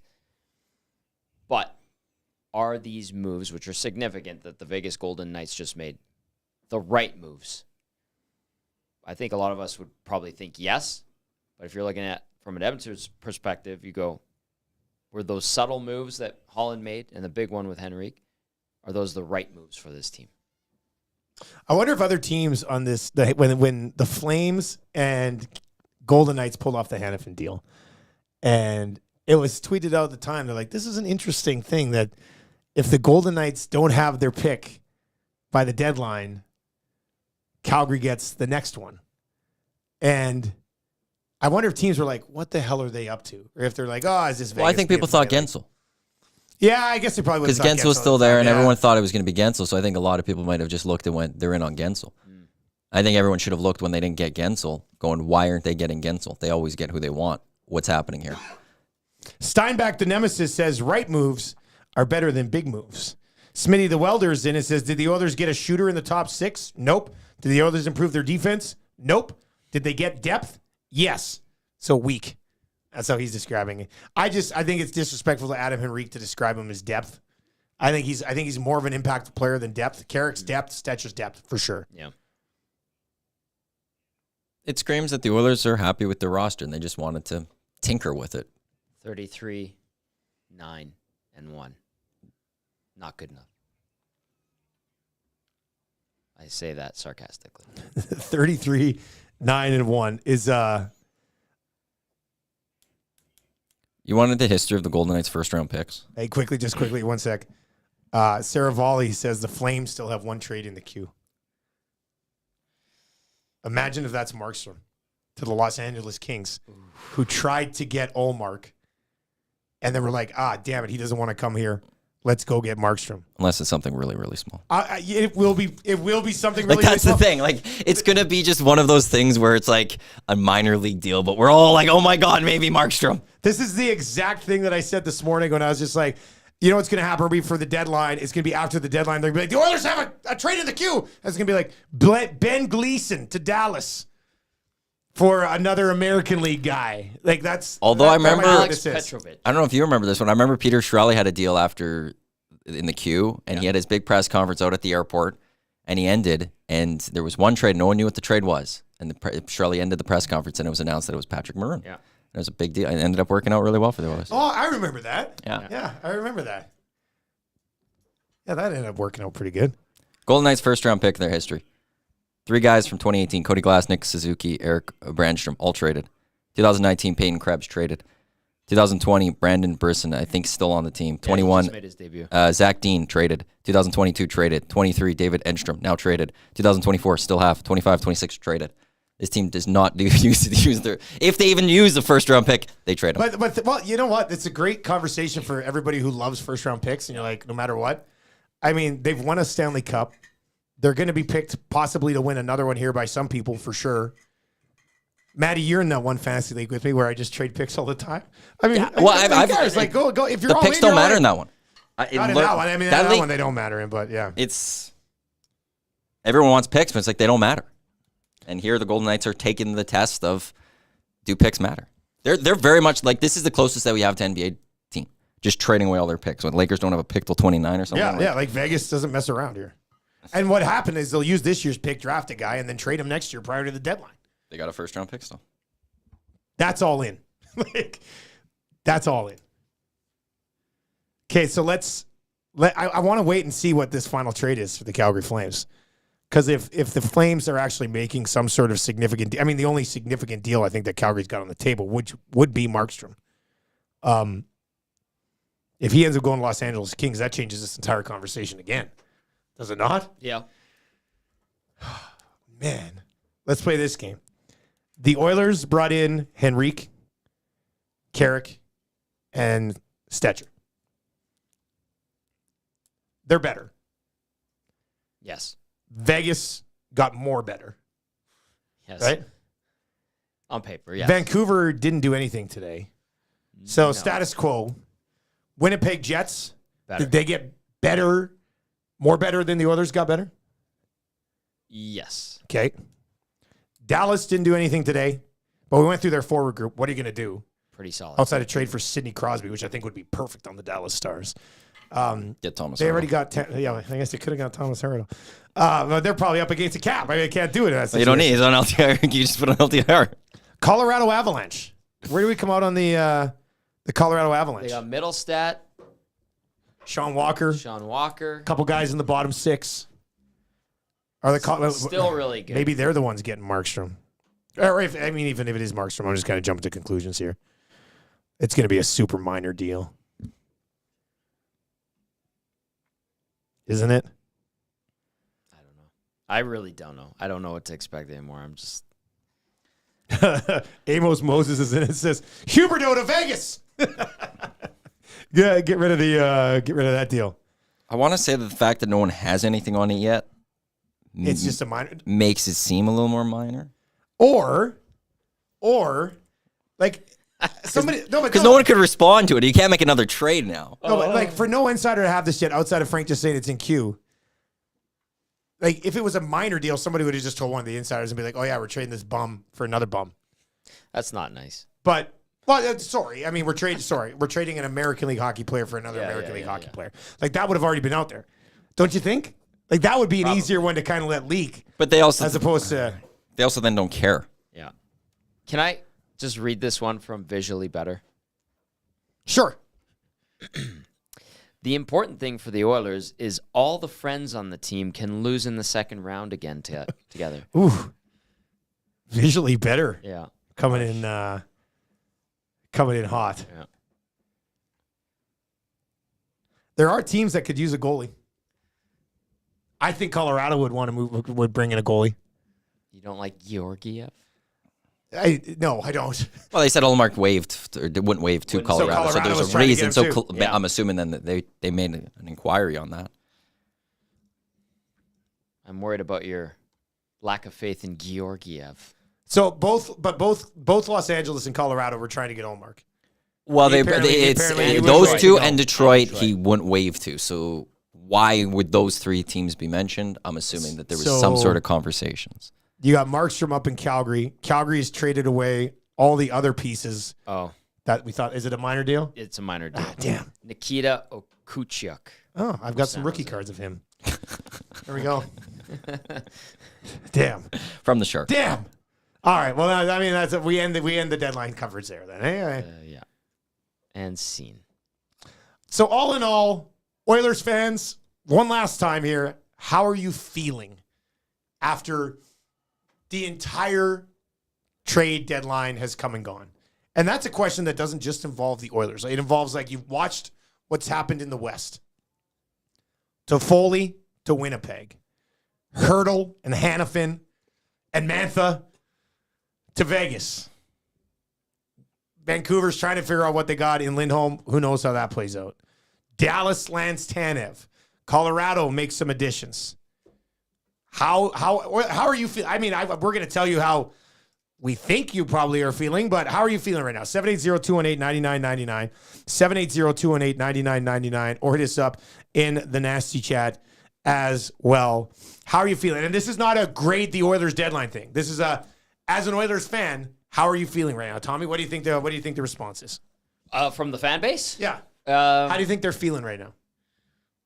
Jealous of Vegas. Jealous / angry? And Winnipeg. Yeah. Yeah. That's how my read on the fan base and the reaction, just from the small sample size that is the nasty chat and Twitter and our inbox. Well, the nasty chat is not feeling great, bad, not good, not great, feeling fine, not good enough, still optimistic. Needed more, though. I think these still optimistic guys probably rare today, but let's see how it is after they sweep 2 games on the weekend. And you're rolling in Monday being like, oh, not a bad trip, 3-1 on the road. Sick Killa is in and says, in a vacuum, it's a B-. Knowing what everyone else did makes it a D. Ooh. For the highest paid GM in the league. I'm feeling disappointed. I could see, I think I would probably describe how Oilers fans are feeling right now as defeated. Like you're probably exhausted. Yeah. You're probably exhausted from like the last 48 hours being like, holy smokes, they already moved early on Henrik and Carrick. What else is coming? They've still got cap space. They can acquire an $8 million guy. And then it's like, and here's Stetcher. And then you're like, well, at least there's still tomorrow. Yeah, but Holland said that, he's probably done. But then some insiders said that they're still thinking about Jordan Eberle. And then Jordan Eberle signs like, And then, like, right before the deadline, you get kicked right in the nuts. And the Golden Knights add Hurdle to Hanifin.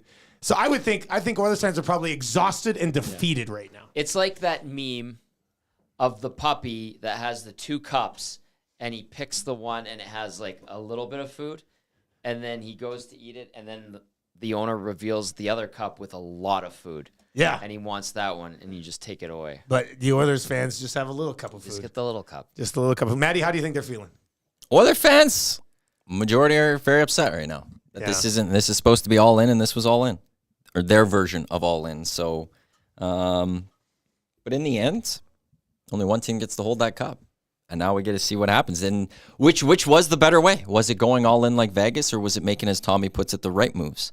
For the Oilers, the better way. And we'll see come playoff time. I don't care about what happens the rest of this regular season. Bring us to April, and let's have some fun. All right, let's see what people are saying. Duck Dad says he's confusingly sober right now.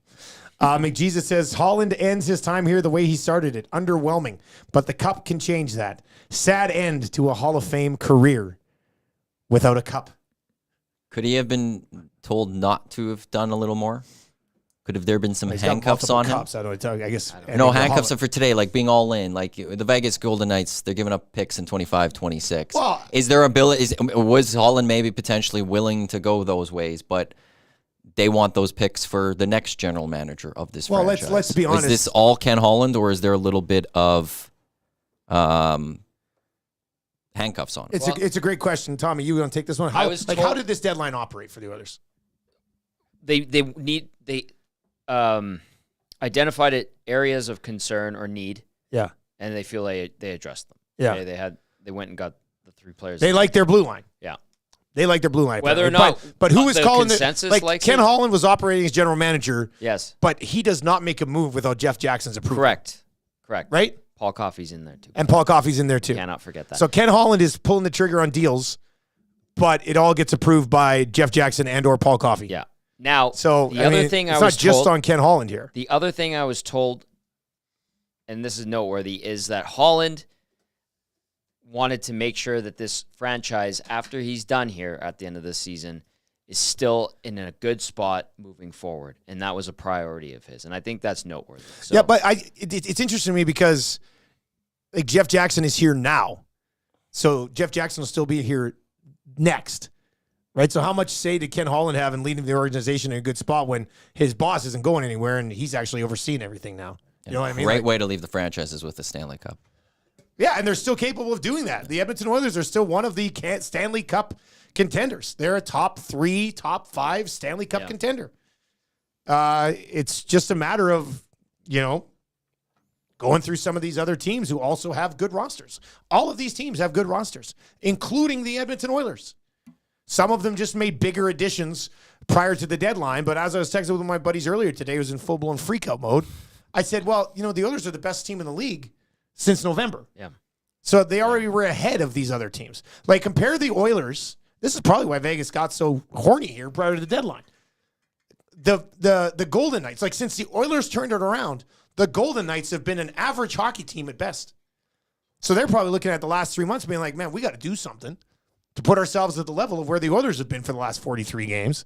And they went out and did it. So view it like that. If you're looking for a super duper positive spin on it, all of these teams trying to get up to where the Edmonton Oilers are at. That's one way to look at it. The other way to look at it is they're going to lose in the playoffs because they didn't address their fourth defenseman, and they're screwed. So there's two ways to look at it. Or the other way to look at it off your thing is that while the Oilers were ahead of everyone else, they didn't do enough to stay ahead of everyone else.